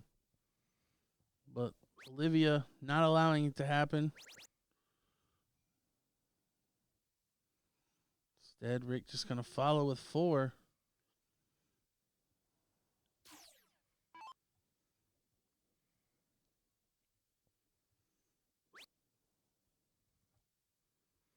Sid probably going to stay down. Ooh, an opening. He's going for the double. So Abby now can hucklebuck the leg. Down by 56 points. 4 16s will take the lead. And she can take a stab at that 20. She's got to look. Oh, I don't think she knew she had a look. It almost looked like her eyes shifted up as she was pulling the dart back. Oh, she changed her mind? Yep. Yeah, I think she noticed that it put her up, and then she switched up. Liv snagging a triple with her 3rd. She's going to have to go back and tell Sid. Should have closed the 16s, man. Yeah, we wouldn't be in this spot if you'd have just closed the 16s. Now, look, go hit some 20s. I'm glad you ain't got a decision now. If you don't hit a 180, You sit down on those bleachers, and you don't move till it's your turn again. Oh. I love that we've villainized I know. the 16-year-old. No, they honestly have really good chemistry. You can tell it by watching them. And we talked about it earlier. Sid's one of those guys that is so easy to play with. He's probably going to match your energy. If you want to be hype, he'll be hype. If not, he'll keep it chill like he has for Olivia.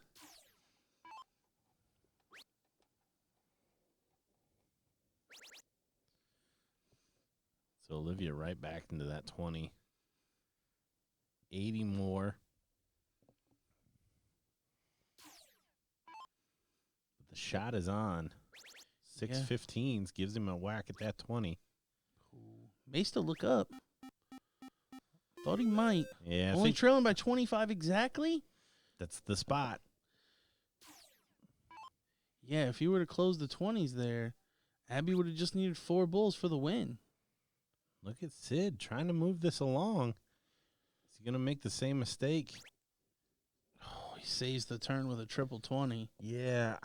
Again, if he shot that in the different order, I wouldn't be so worried.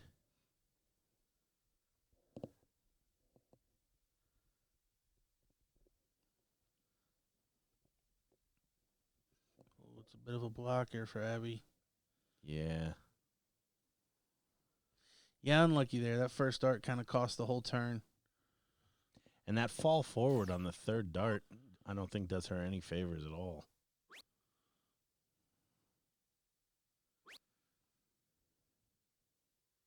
Back to the 20. Oh, I thought she was going to bury it. She did push the bull, though. Puts him up by 90 instead of 70.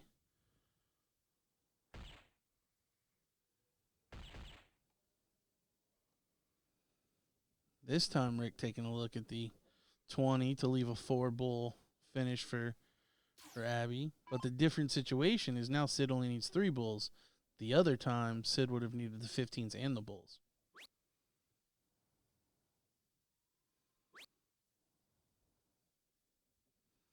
And Sid just going to score 40 points, leaving the door ajar for Abby and Rick.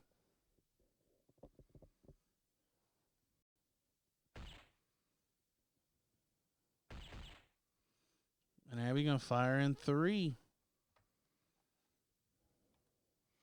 So still up by 3 bulls. You got to take your first one at it.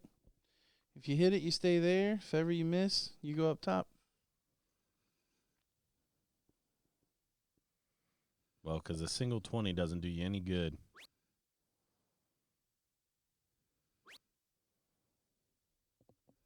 But Rick does have a 3-dart finish. Needs 2 double bulls. Plus a double 20. That's not going to happen. And he's not going to take the point lead.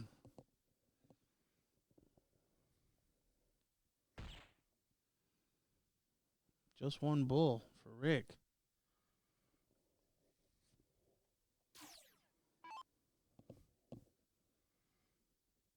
Now, Sid's been closing out these bulls pretty reliably. Catches the trip 20. You see frustration settling in. Yeah, I think I read the lips there. Hit the bullseye. We all agree.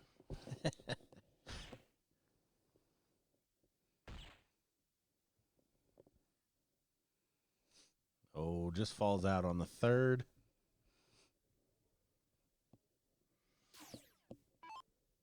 So up 4 bulls as it stands. Next leg. Good finish there from Liv.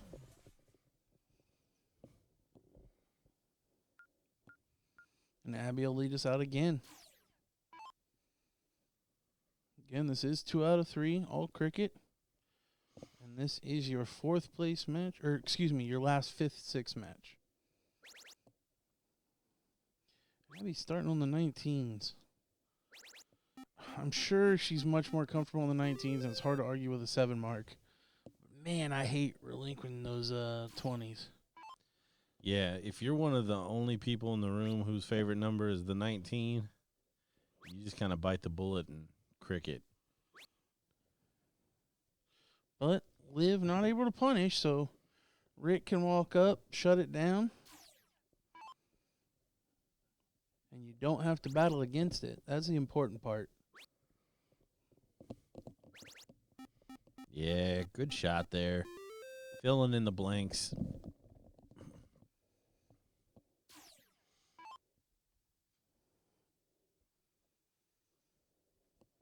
So after just 9 darts in this leg, Sid already with some work to do.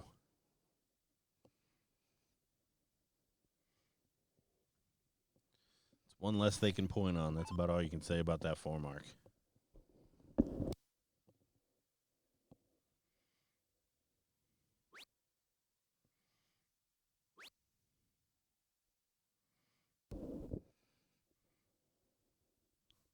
I like it. Abby overthrowing it, closed or blocked beds. She did go back to the 17. Olivia needs to find the treble. Great last dart. Just give Rick something to think about here.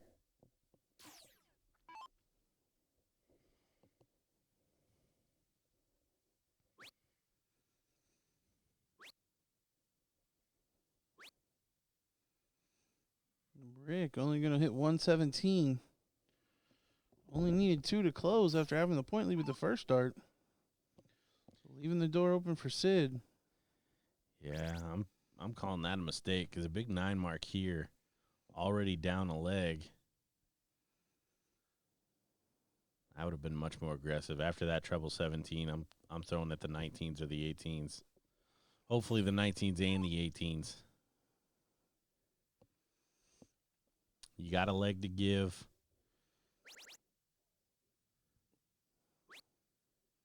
Abby going to make this hurt. Oh, but she leaves the 17s.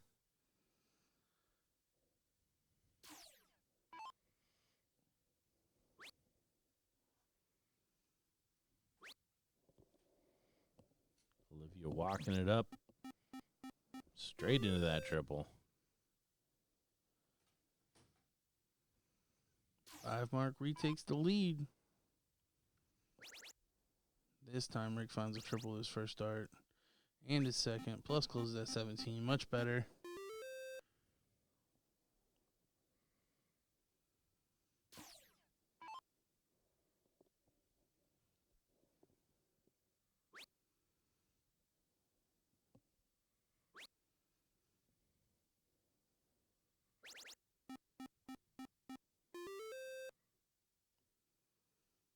Sid throwing around that X.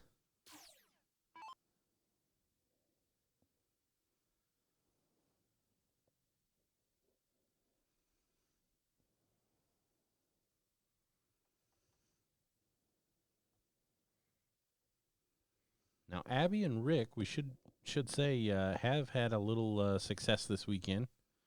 Rick, I believe, in the finals of the 4-man on one of the teams, or maybe in the top 3, and then Abby won the mixed. Or you know what? I think they were on the same team in the mixed when they won.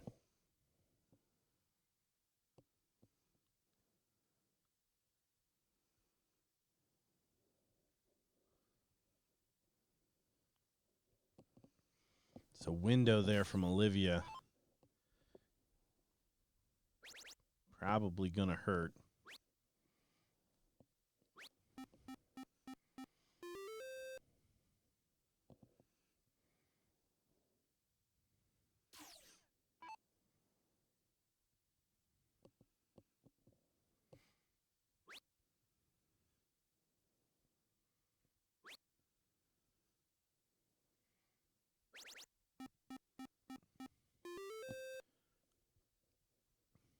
Does take the point lead, but down 3 numbers.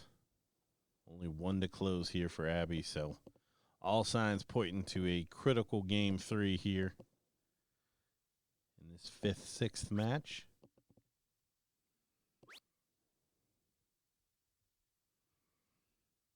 really been a decent standard all afternoon and into the early evening here.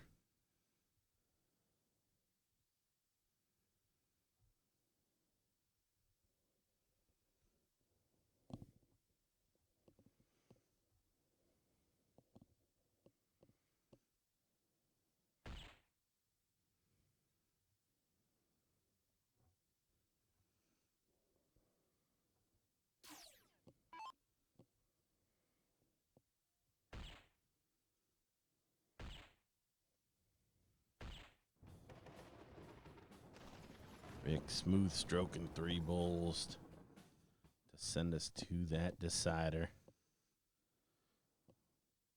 Looks like it's Sid to show first.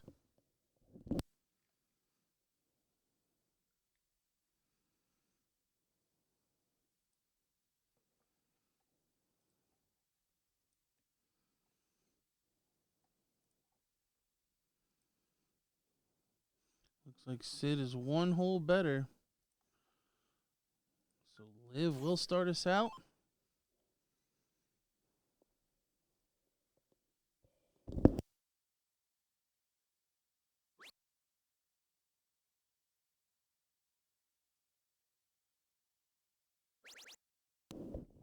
Liv catching the triple 20 with the 3rd dart.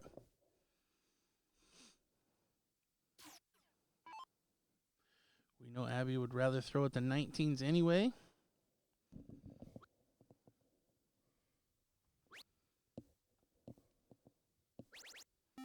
And she catches a triple with her 3rd to take the point lead.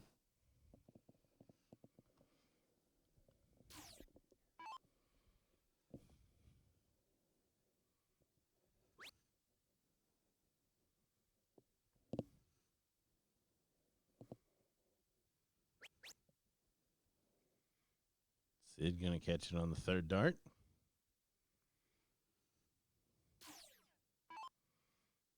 So some good back and forth, but early opportunity here for Rick. Oh, and he just misses it. You see him. Oh, shucks, I missed.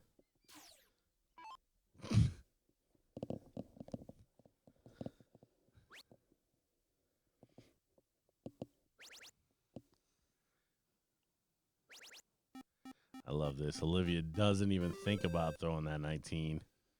Sticks in there.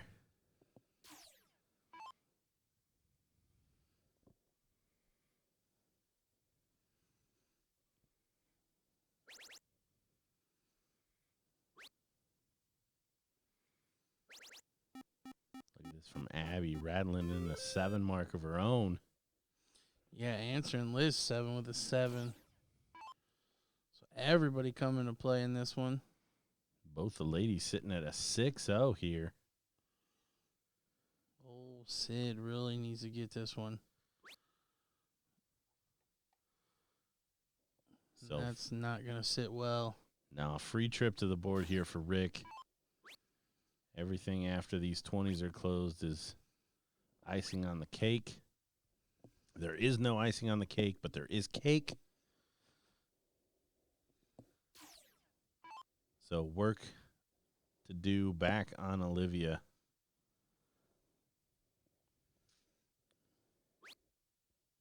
I tell you, the 18s have been feast or famine for her.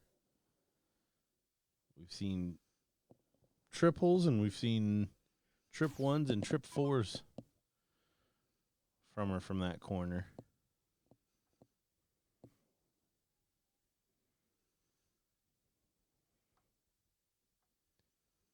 Abby yourself's got a great leg going here.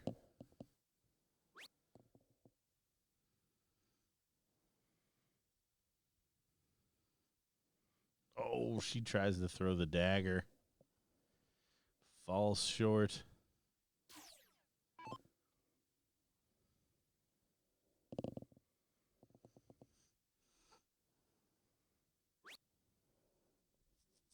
So can Sid make up for the last 6 darts?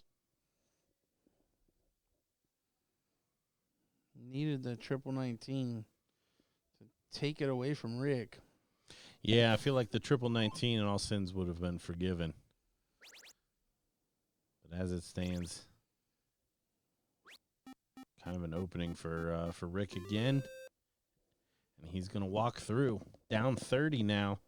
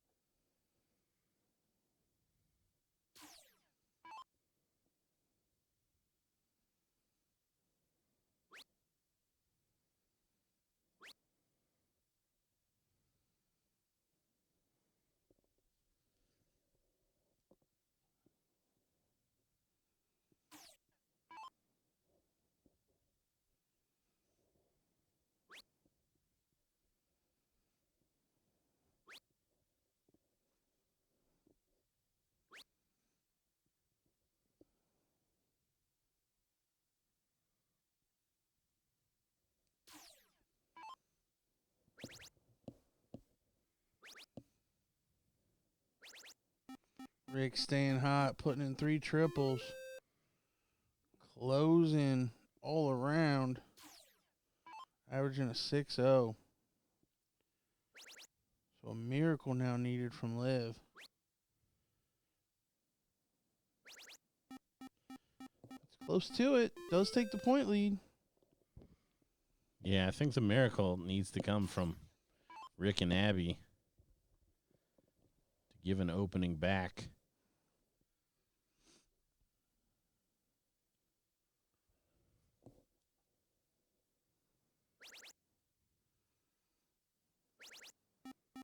Abby not in the charitable mood. Puts in 619, scoring 114.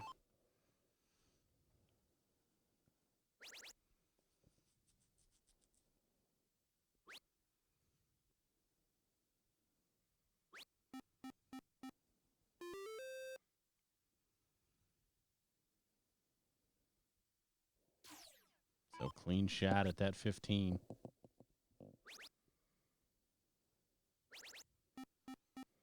And 57 more on top. Great big old shot there from Rick. All but putting this one out of reach for Liv and Sid. Olivia frustrated, staying on the bull.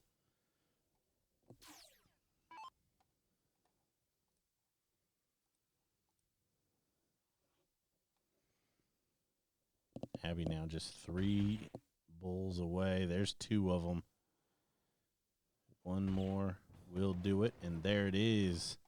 Your winners in this one, Abby Spot and Rick Hensy. Commiserations to Olivia and Sid, who do go out in 5th, 6th. But we will have the very next match in this bracket coming up will be loser takes 4th. In just a moment. Stick around.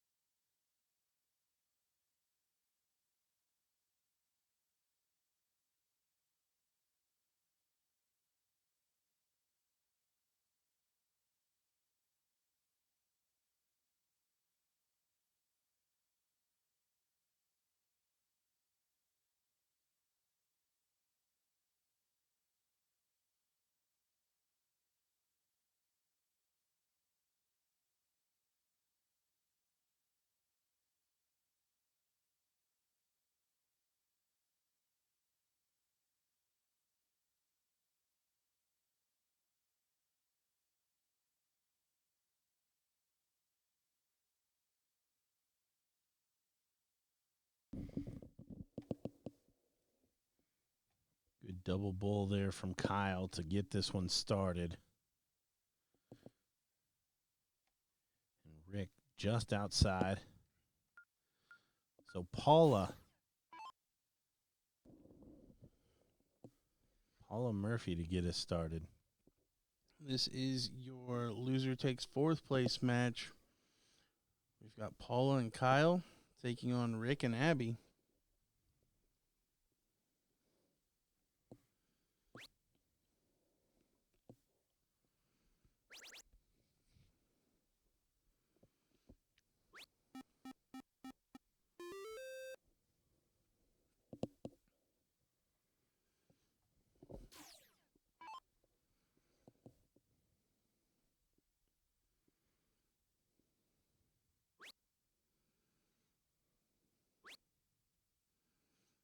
Abby puts in 2 19s this time. Yeah, by the end of that last match, Rick and Abby both throwing extremely well. Kind of expected to start right back in that groove.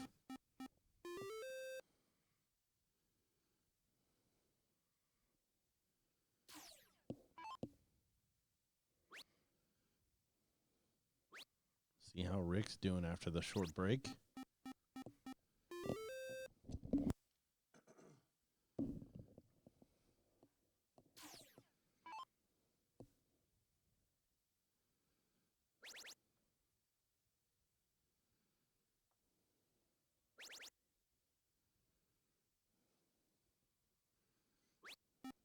Paula going for the jugular right out of the gate. Averaging 6 marks a turn.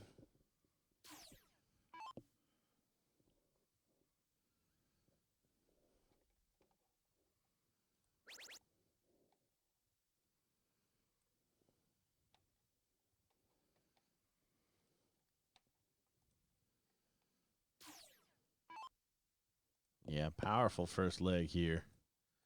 Good standard for pretty much everyone.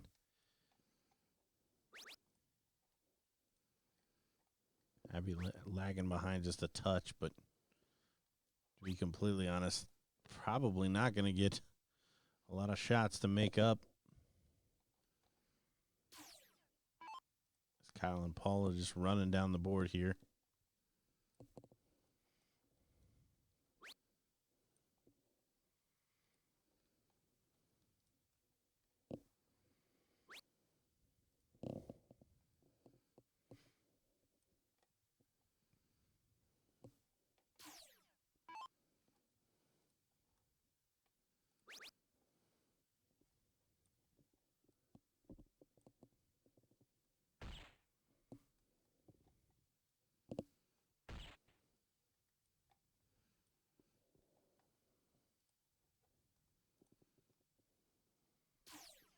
Paula putting in 2.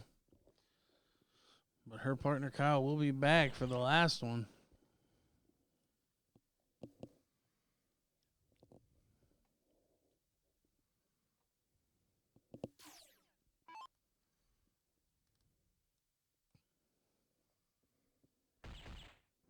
There it is. So in double quick time, just 18 darts to polish that one off.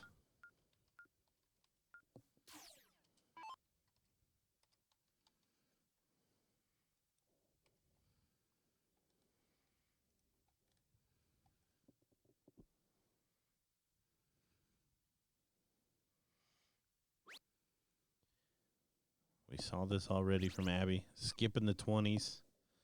7 the last time she did it this time, so finding the big triple each time.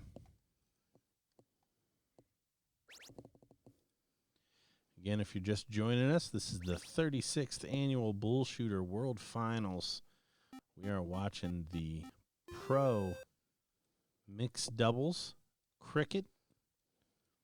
And this is for loser takes fourth here at the beautiful Hyatt Regency, just outside of O'Hare.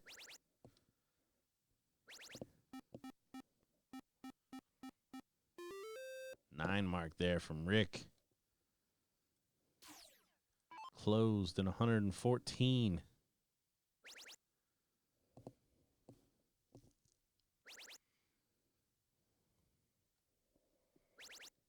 Kyle up for the follow. Big shots all around.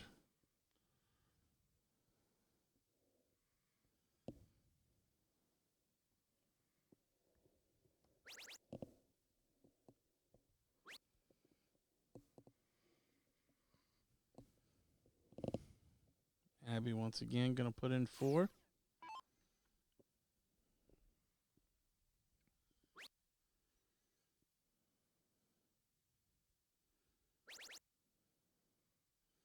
She looking down. She want to take the 19s away? She does. No more for you, Mr. Rick.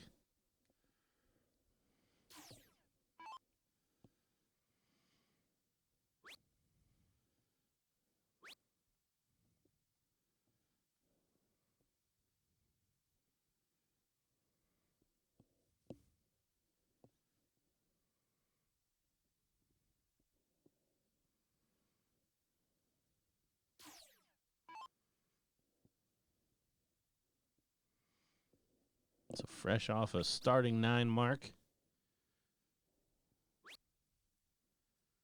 Straight back into the trebles. Ricochet low. Put pressure on Abby to find a spot.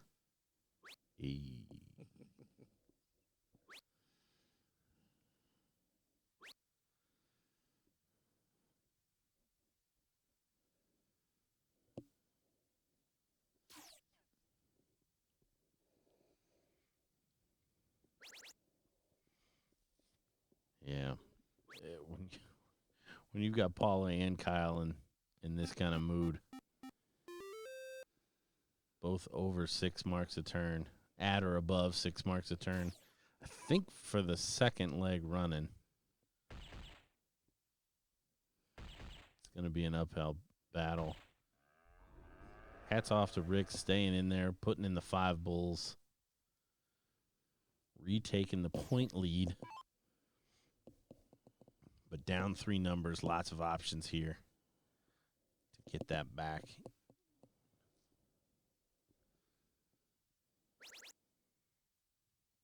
Does it in a dart.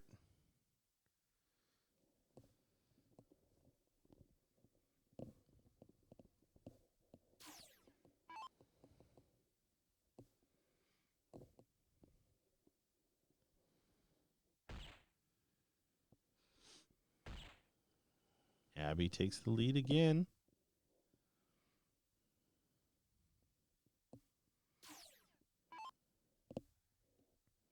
And in fairness, those averages coming down. But Paula only needed the single to take the point lead. Will she take any at the bull? And the answer is no. So Rick needs at least 2.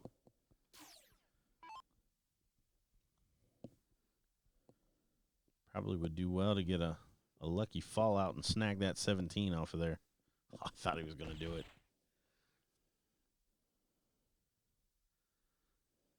Oh, I don't think he believes that was a 19.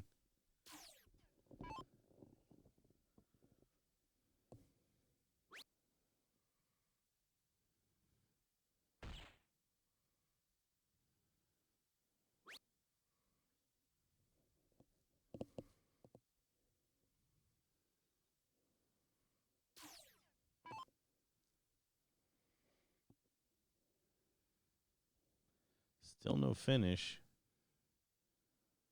But a single bull.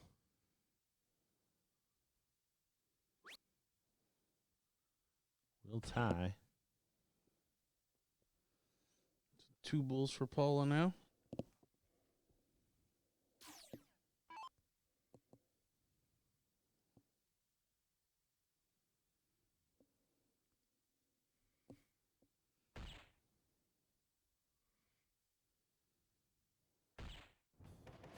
There it is.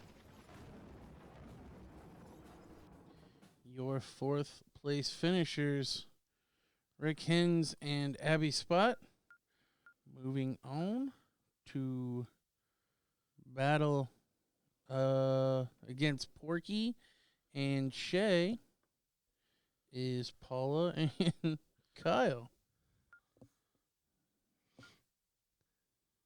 I think both kind of acknowledging the level that Kyle and Paula played at there.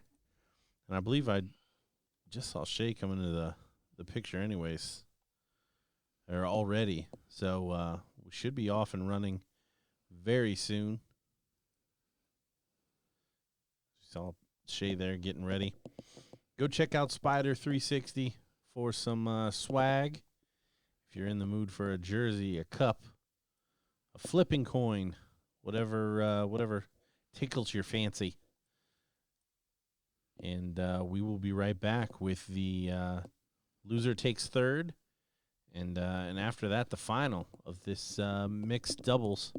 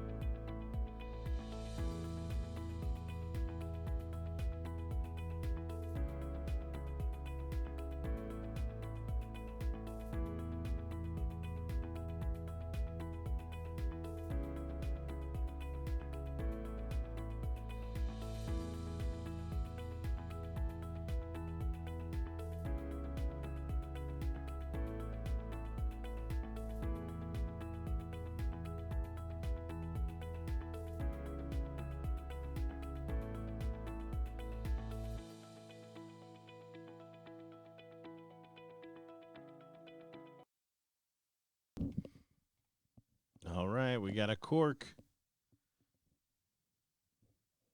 Loser takes third. Looks like Porky got it.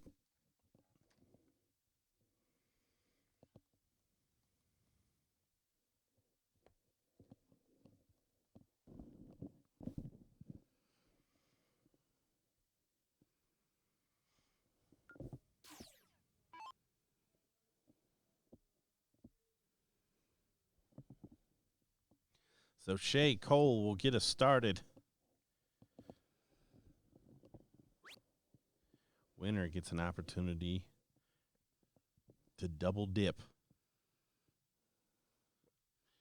Shay putting in a 12. Regroups, but only 220s. It'll be interesting to see if Shay and Steve stayed sharp during the break that they've had. Yeah, they did lose the throne match quite a while ago to Leonard and Ginger. That's who the winner of this will be taking on.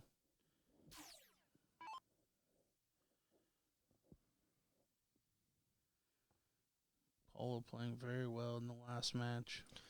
Yeah, this could get away from him quick.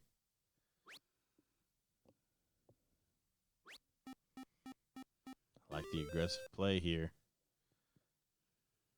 Trying to flip this leg back to a Steve and Shay starting leg.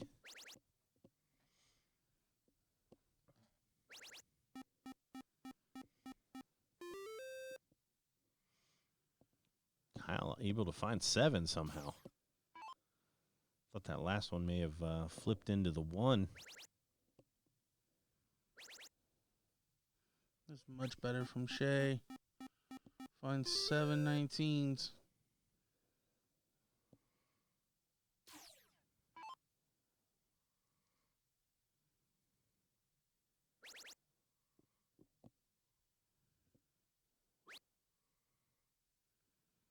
Paula looking down.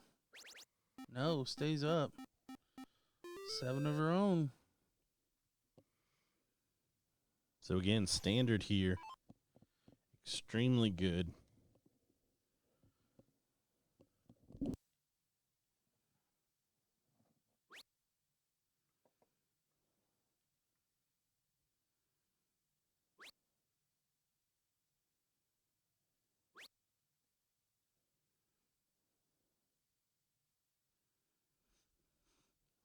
Porky only 3 single 19s. So not enough for the lead. Does Kyle want to extend the lead or take the 19s? Well, he likes to go at the 19s, but a couple of 777s does no favors. So he goes up and takes 18 points. So an opening now for Shay.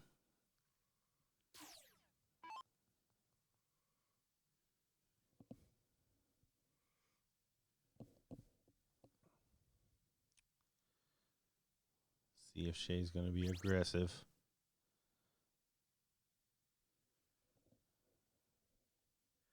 She is not. Stayed on the 19 after catching the treble. Probably a wise decision.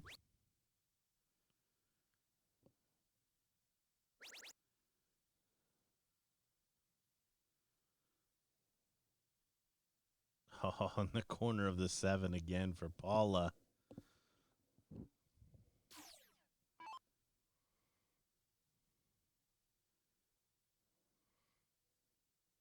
Steve needs 4 before he can take a swing.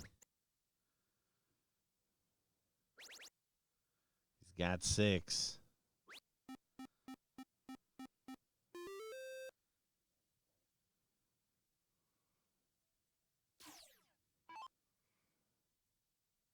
These matches where the players continue to pile in the triples, especially early in their shots, just opening up those options for taking those big shots like we just saw Steve try to take that 18 away.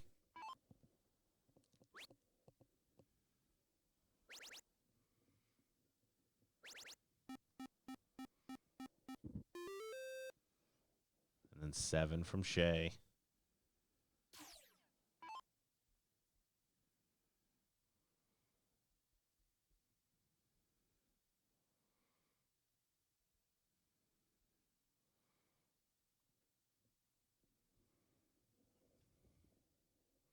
Paula puts 2 good darts on it.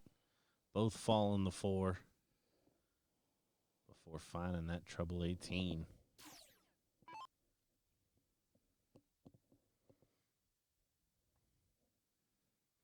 I think we mentioned earlier, Paula, the MVP of this tournament the last time it was held in 2019. Certainly making a case for herself again this weekend. Yeah, I feel like every year Paula's in the running for the MVP. If she loses it, she's still in like the top 5 or so at least.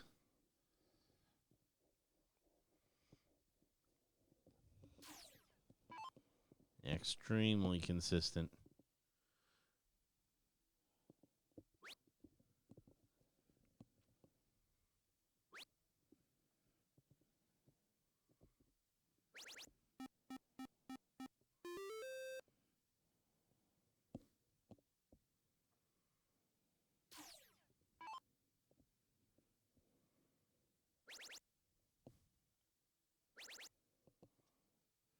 Shea playing much better after that first round.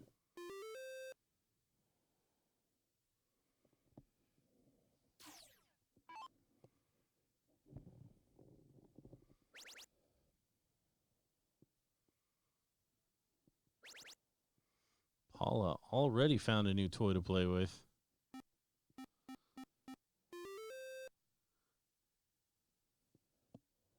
Again, just dropping low on the 3rd.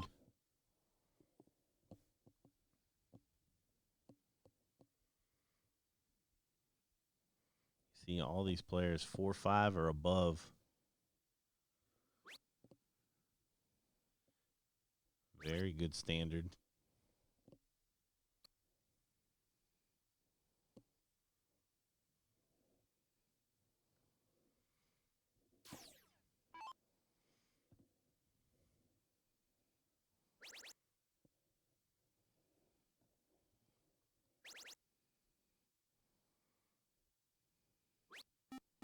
Kyle trying to climb back in this one on the 15s. Putting in 7, closing and scoring 60. Still trails by 13. And Shea, the top average on the board right now.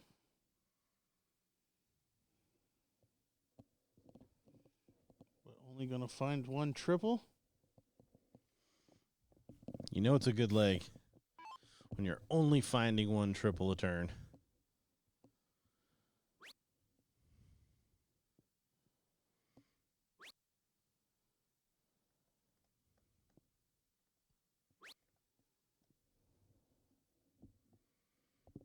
Paula not able to find any triples. Stayed straight on the 15. But at this level of play, needed more.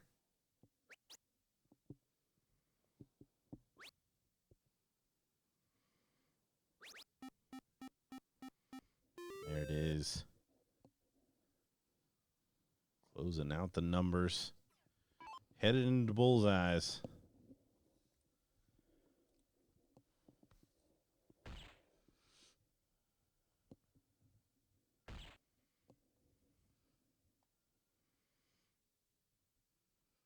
Like the thought.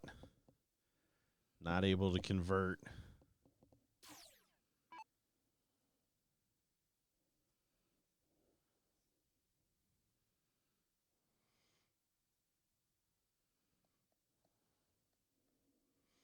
Shea comes to the board up 4 bullseyes.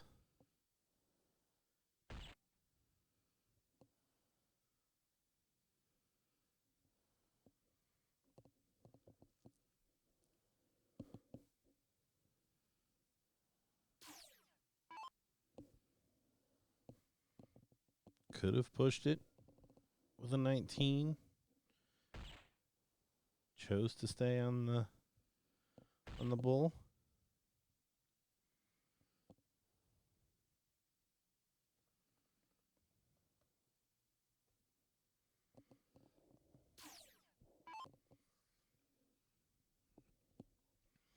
Now Steve in need of 2 to take the first leg.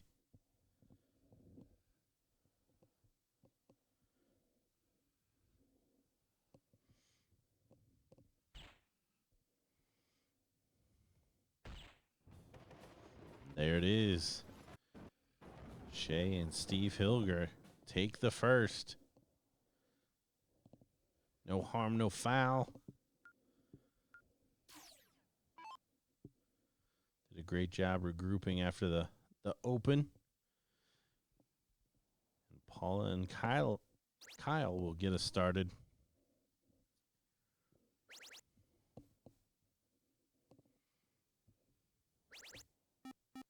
And will she ever? Paula Murphy. We're going to at least play 3, people.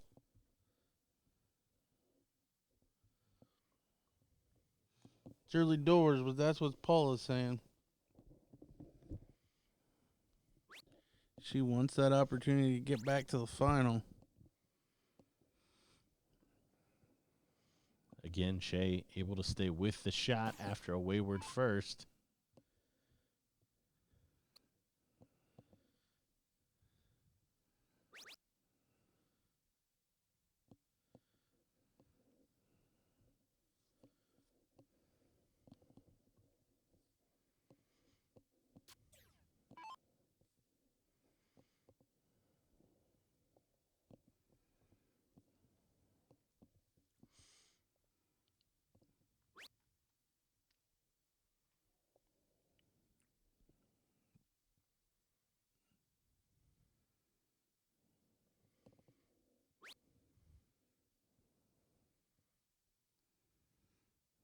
Porky only going to hit 3 marks.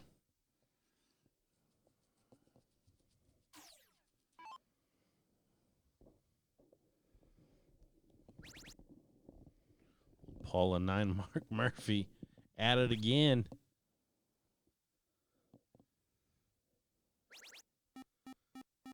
Backs it up with 7.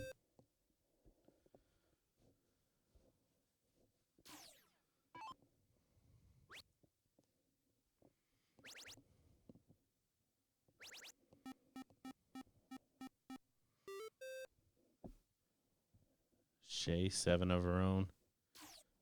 Keep saying it, but these are great matches, back and forth. Great overall standard.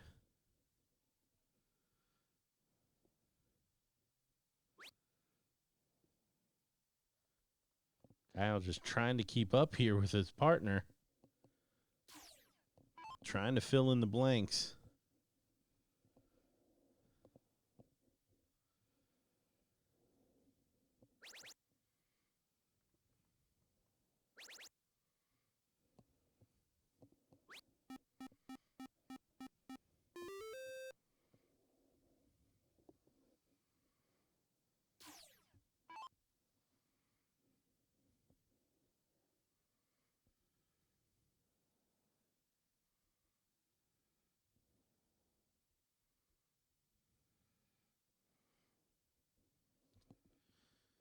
Paula going to take a step back. 9-7. 2 darts in the board, nothing scored. 3 darts in the board, 3 scored.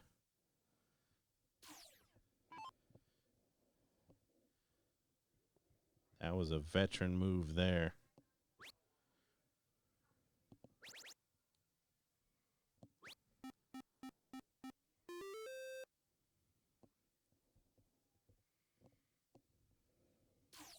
Shay going to put in 5 15s, retake the point lead. Kyle really needs to get going, only averaging 2.5 marks a turn.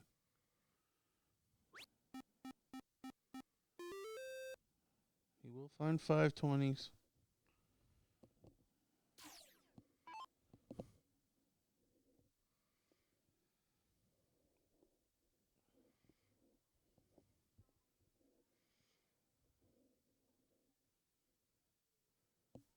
Steve going to need 6 to take the lead here.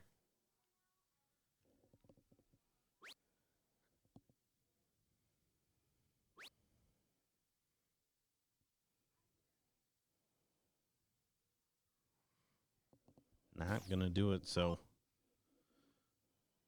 still up 2 numbers and points now.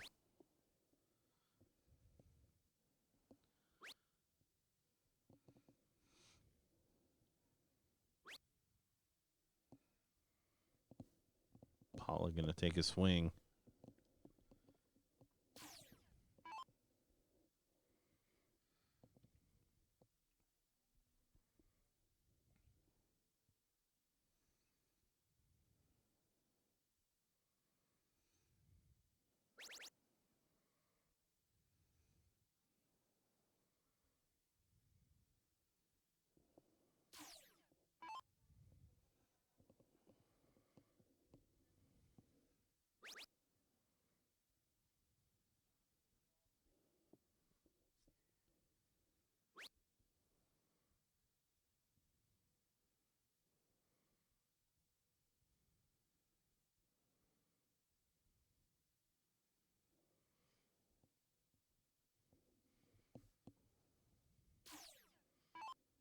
Kyle's starting to take a step back, but not the same result.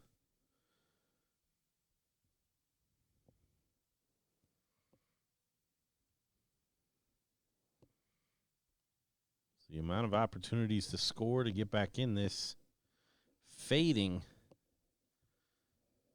Now Steve, only 1 dart in hand. No marks in the board. Transitions to the bull and finds a double.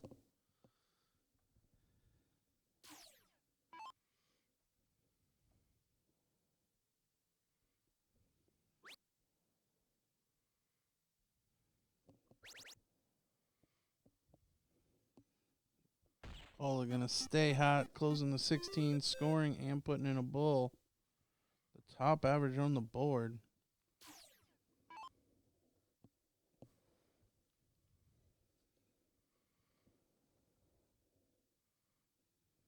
All that's left to do is the cork for that 3rd leg.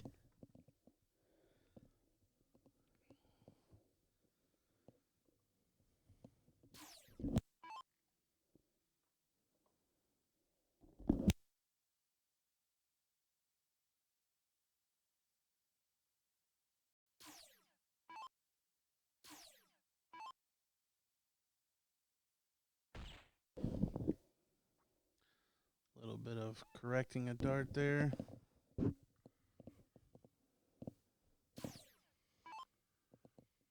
sure what happened, but all is square. Kyle going to throw on Paula's score. Bring it down.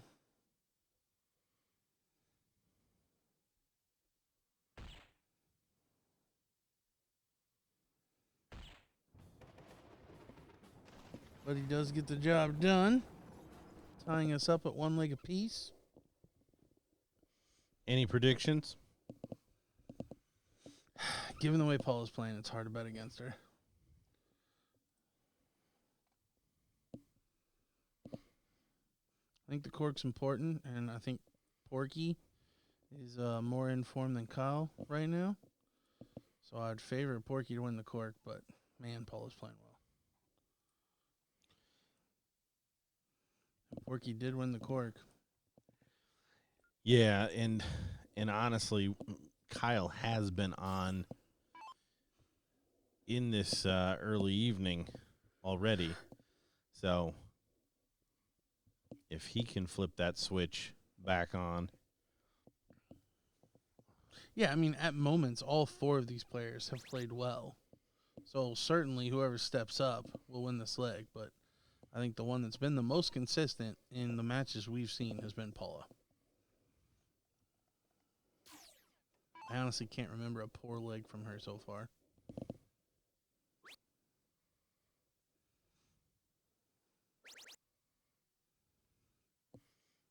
Not moving. Again, 7. just like that, Paula earns the lead for her team, even going second.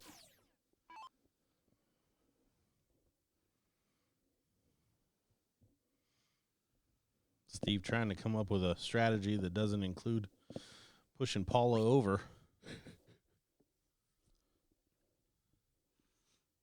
No harm to Paula, please.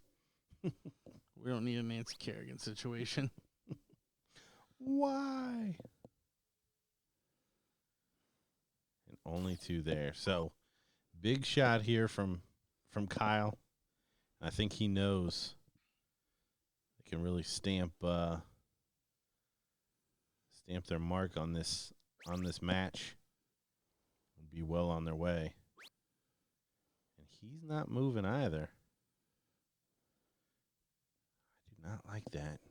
After that first dart.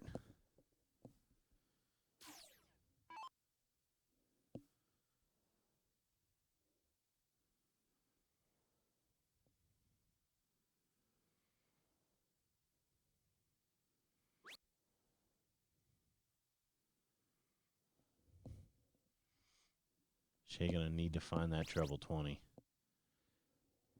And just as I say that, she does. Great last.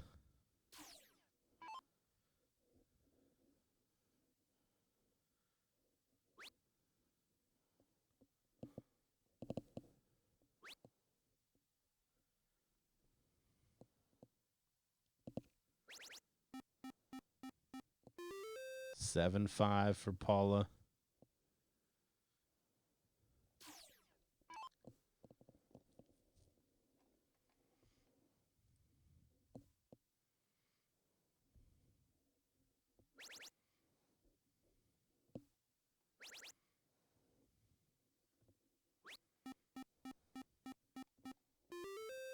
$7 mark for Porky. Bring it back after the 2 mark.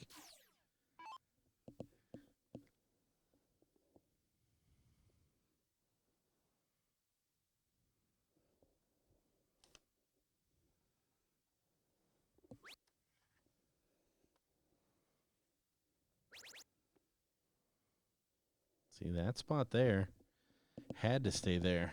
The word embroiled comes to mind. If you're not taking those shots early, we get into these point exchanges, especially with the 20. That's everybody except Abby Spot's favorite number in that room.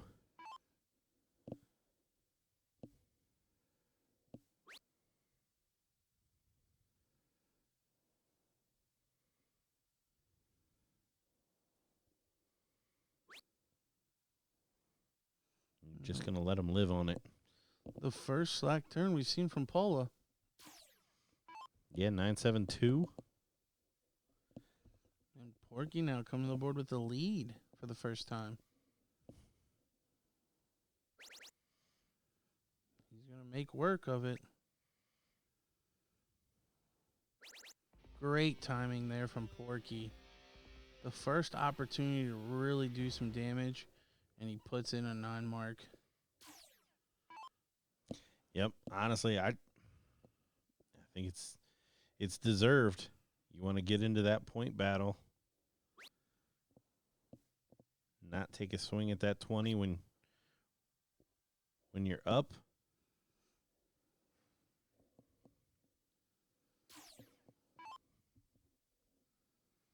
It's just a matter of time before they can put in more marks than you and get a free shot.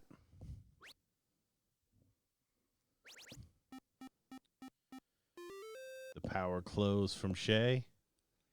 And then just like that. Control. In 6 darts. This isn't even close again.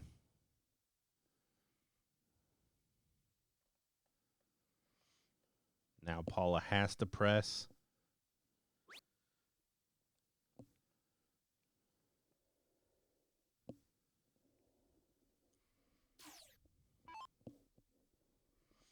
Up 53.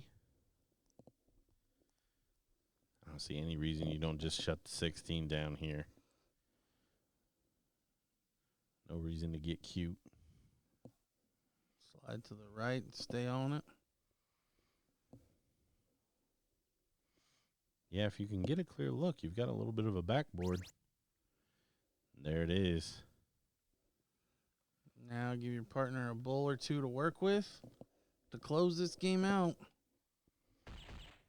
There you go. Perfect shot. So Kyle Struggled this leg, only averaging a 3.33. Come to the board knowing that these darts are probably irrelevant. 6 will take the point lead, but anything less, and Shay's going to hit 1 to take you out.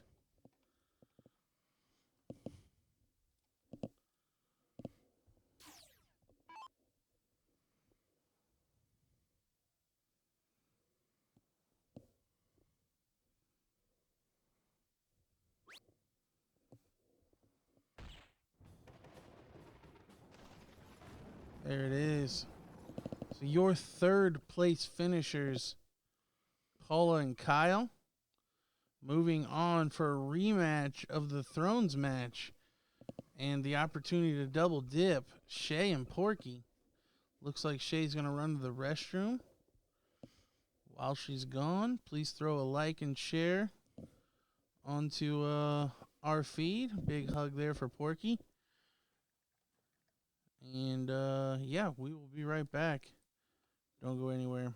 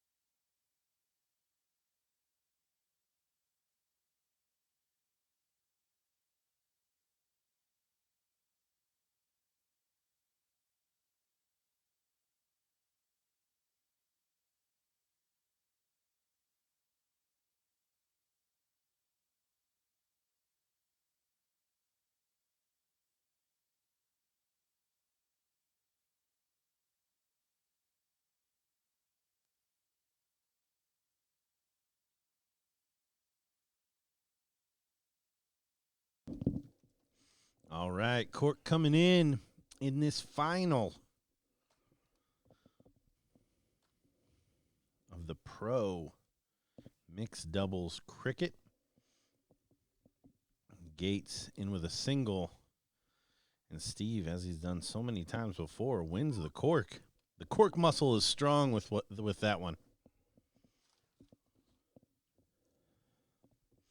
That means Shea Cole going to get us started. So I questioned how sharp Shea and Steve stayed during the break. Ginger and Soldier having an even longer break. Let's see how they come back.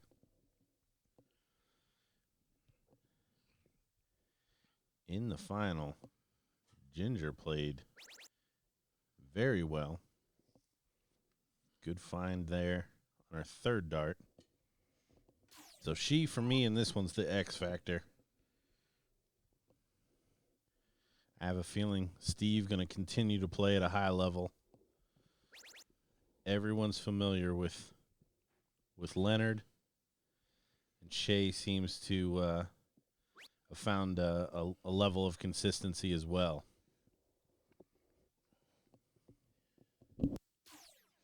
Yeah, for me, Leonard, the most informed male of the weekend so far.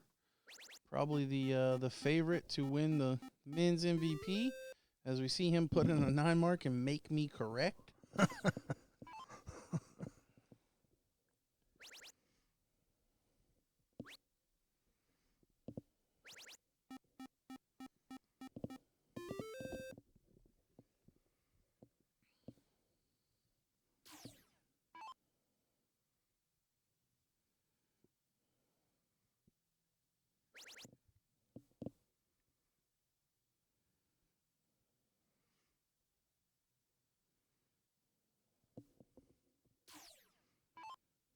Ginger consistently finding a triple a turn.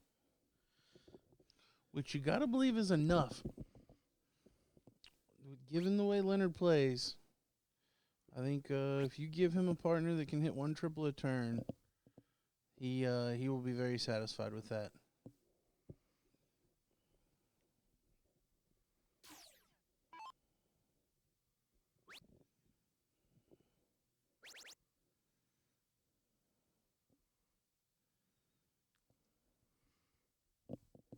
Slack third. Jumping into that 111.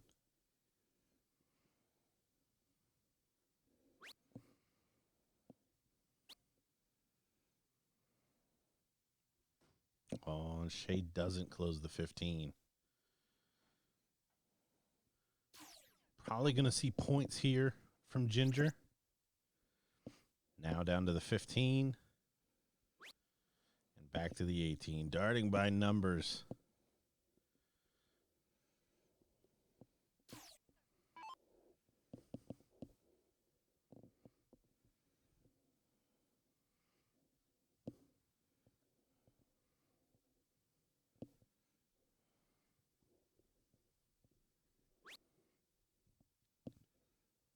Steve's struggling this leg. Only averaging a 3.33. Not the standard we've seen from him the last couple matches.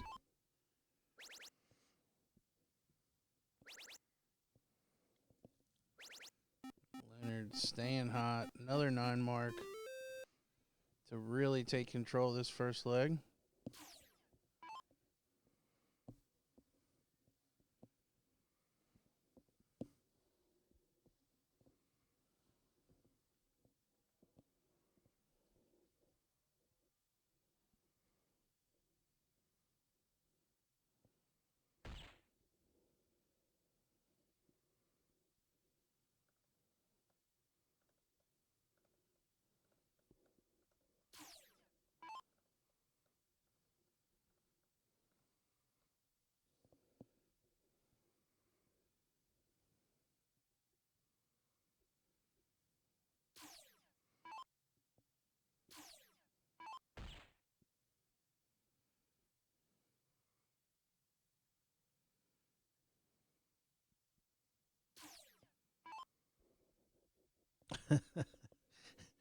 Ginger screwing up Leonard's average here. So instead of backing it up, well, is she? I was going to say. She polishes it off. I don't know that it would have been any different. So 1-0 to our throne holders,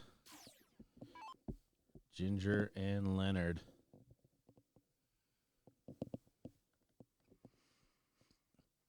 So Shay and Porky are going to win this event. They're going to have to win the next 2 straight, plus 2 out of 3. So 4 out of the next 5. Going to be difficult. 5 mark open from Shay Cole. Ginger down to those 19s. Consistently finds a treble. This is not going to be one of those times.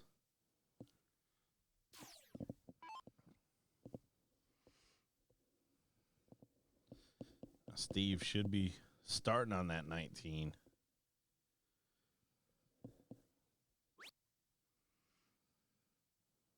Needs, wants, desires. And after the slack start from his partner, Leonard with an opening. And smashes in 7.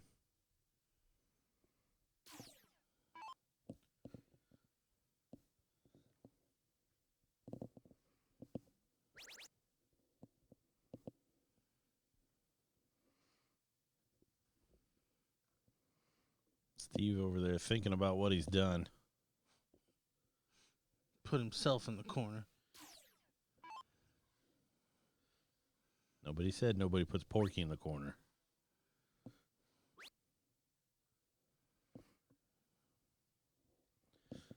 So with the X on there, Ginger trying to protect. And if this was 2 legs ago, I would have thought this would be a no-problem shot for Steve. Maybe he's on the way back. Yeah, it does enough to get the point lead and close the 19.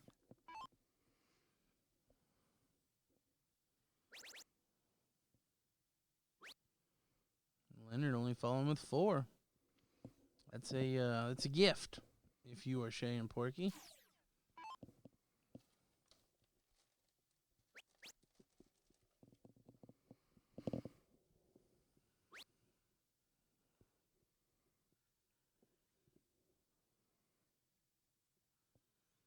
Ginger needing to pick up Leonard here.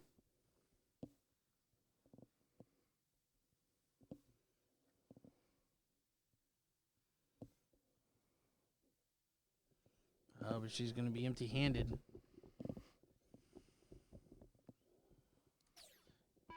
Yeah. The window there hurts. I did like the shot before from Shay, playing aggressive, trying to take that 18 away.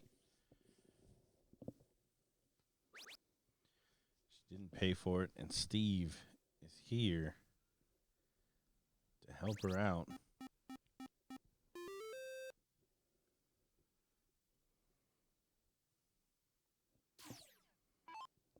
So 130-point deficit now. Will not leave. Will continue to hit. Another 9 mark for Leonard Gates. Pulling back within 28.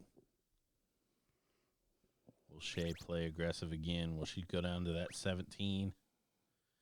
Looks like she will. Marking it up.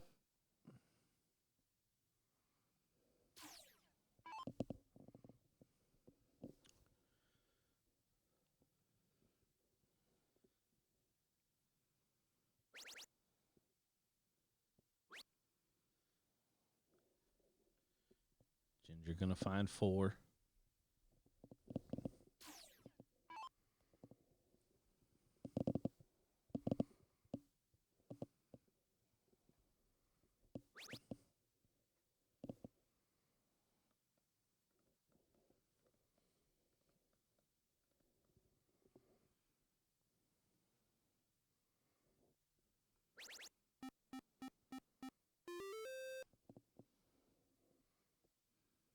So 2 turns in a row. Shay spent her third dart throwing for the close and hit a single. And Porky tripped that number both times with his first dart. So two lost singles there.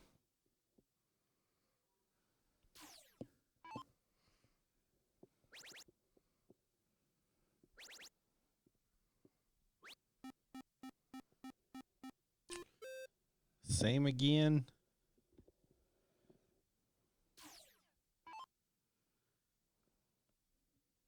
How much damage can Ginger do here? On that 16, only 2, not enough.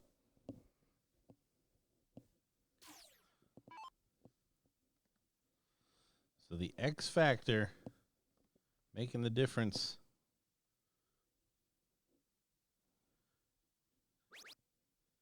Just not playing to the level she did in the final thus far. We're going to have a important deciding leg here coming up.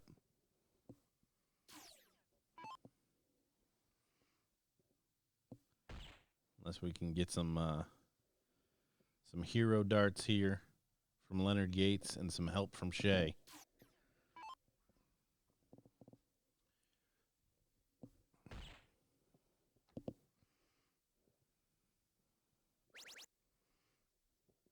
Not going to be enough.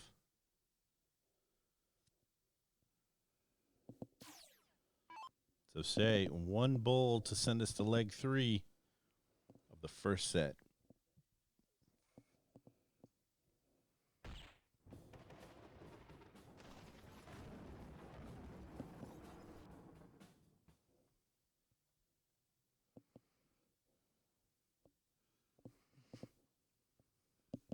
Porky will show for cork. A must-win leg for Porky and Shay. If they lose this third leg, then Leonard and Ginger will be your champions.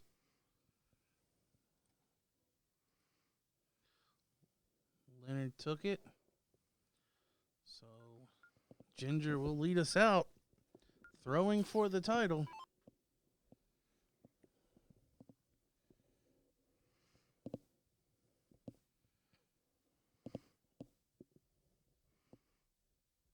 Honestly, a big open here to set the tone.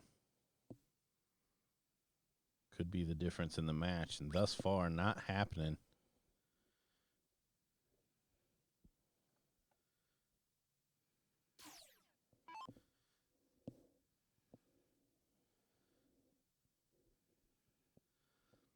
So Shay, I think finishing around a 4-8 in the last leg. Again, has found a level of consistency here in the last couple of matches.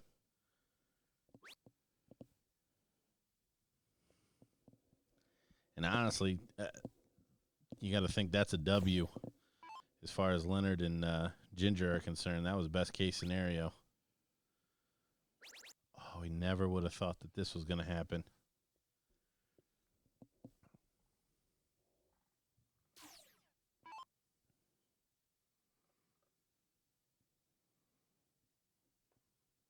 So interesting start here.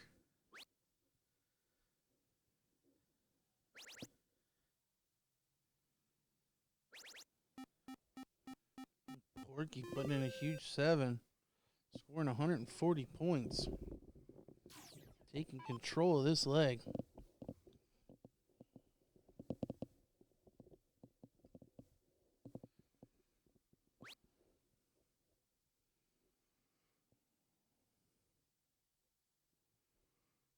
a single 19.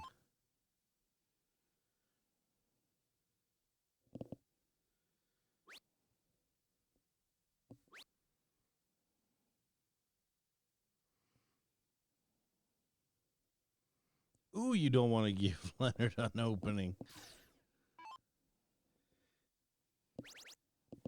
He's the type to find 2 19s and a trip 20. Oh, he makes this job easy.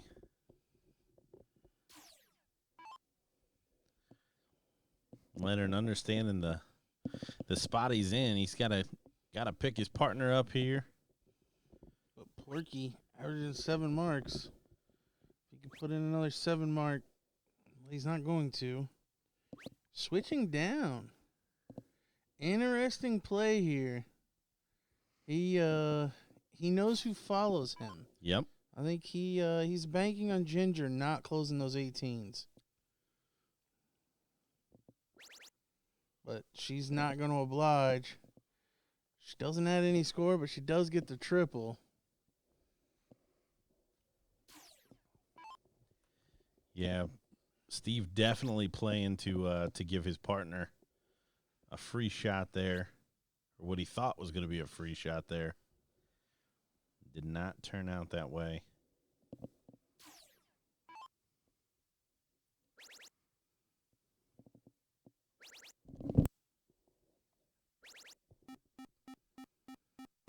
Leonard again with a 3 triple turn. Back to back. Taking control of this leg.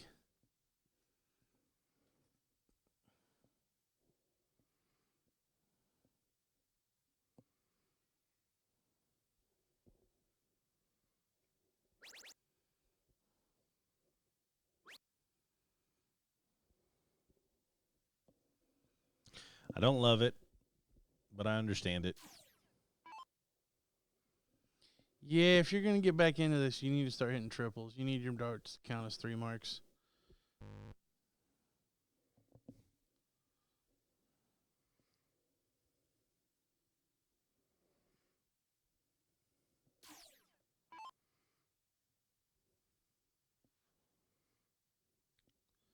Shay not hitting the heights that we've seen her at, but no doubt pressure mounting, continuing to press. Keep talking about that. Changes the release just slightly. And with the heat that Leonard Gates continues to put on this team relentlessly.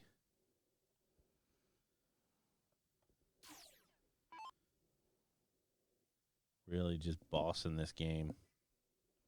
Yeah, overcoming a 1.25 out of his partner to have a commanding lead in this leg.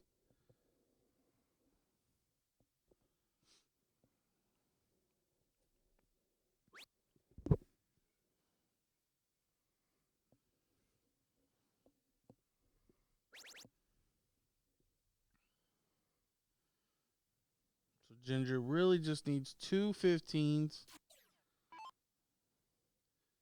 to send us into the bullseyes with the commanding lead. Well, now this could get interesting. Shay with a couple of triples will get a look at the 16.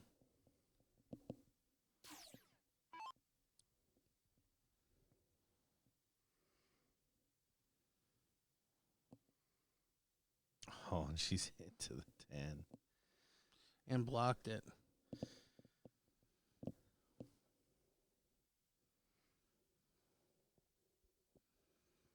Yeah, she does not like the lie. So she's going to come away empty-handed. Yeah, all that's left to do here is shake hands.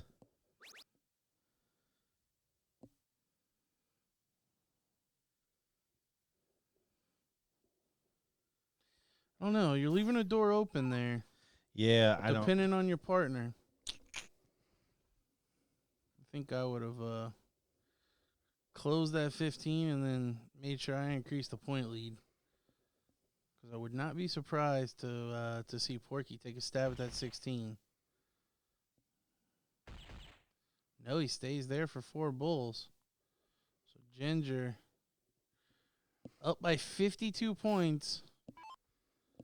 4 16s will guarantee that Leonard comes back to the board. Yeah. Oh, my. Well, she's going to add 48 and win the game. Great shot there by Ginger. So your champions Leonard and Ginger take a 2-1 victory. The board stays upright. She didn't have to tackle anybody. That's she true. did the thing.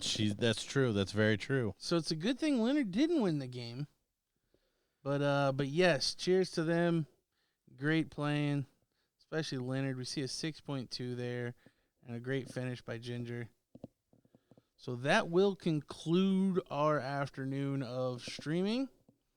The only event left going is the mixed triples, and that's the later event. So we are going to go ahead and sign off. Yeah, greatly appreciate everybody for joining us this evening. We will be back tomorrow morning for a few hours before we wrap for the entire weekend. We see the trophies and the big checks coming out there. Get some promo pictures. But before we sign off, make sure you sign up for notifications. That way when we do go live tomorrow morning, you can jump right in with us and join the action. Been a heck of a weekend so far. Looking forward to the final couple of hours of streaming tomorrow morning. Spider 360, if you want to get some BullShooter gear, if you want to find out how we got here, take a look at the BullShooter.com for all of the regional information. Those of you that are thinking that you want to tangle with the likes of Leonard Gates, that'll give you where our series goes next year. And then, of course, the big announcement from this weekend that BullShooter is partnered with ESPN. We can't let you forget about that before we sign off. So looking forward to all the details to come with that. And with that, I'm Gordon Dixon, and for DJ Sayer, we are signing out for the night.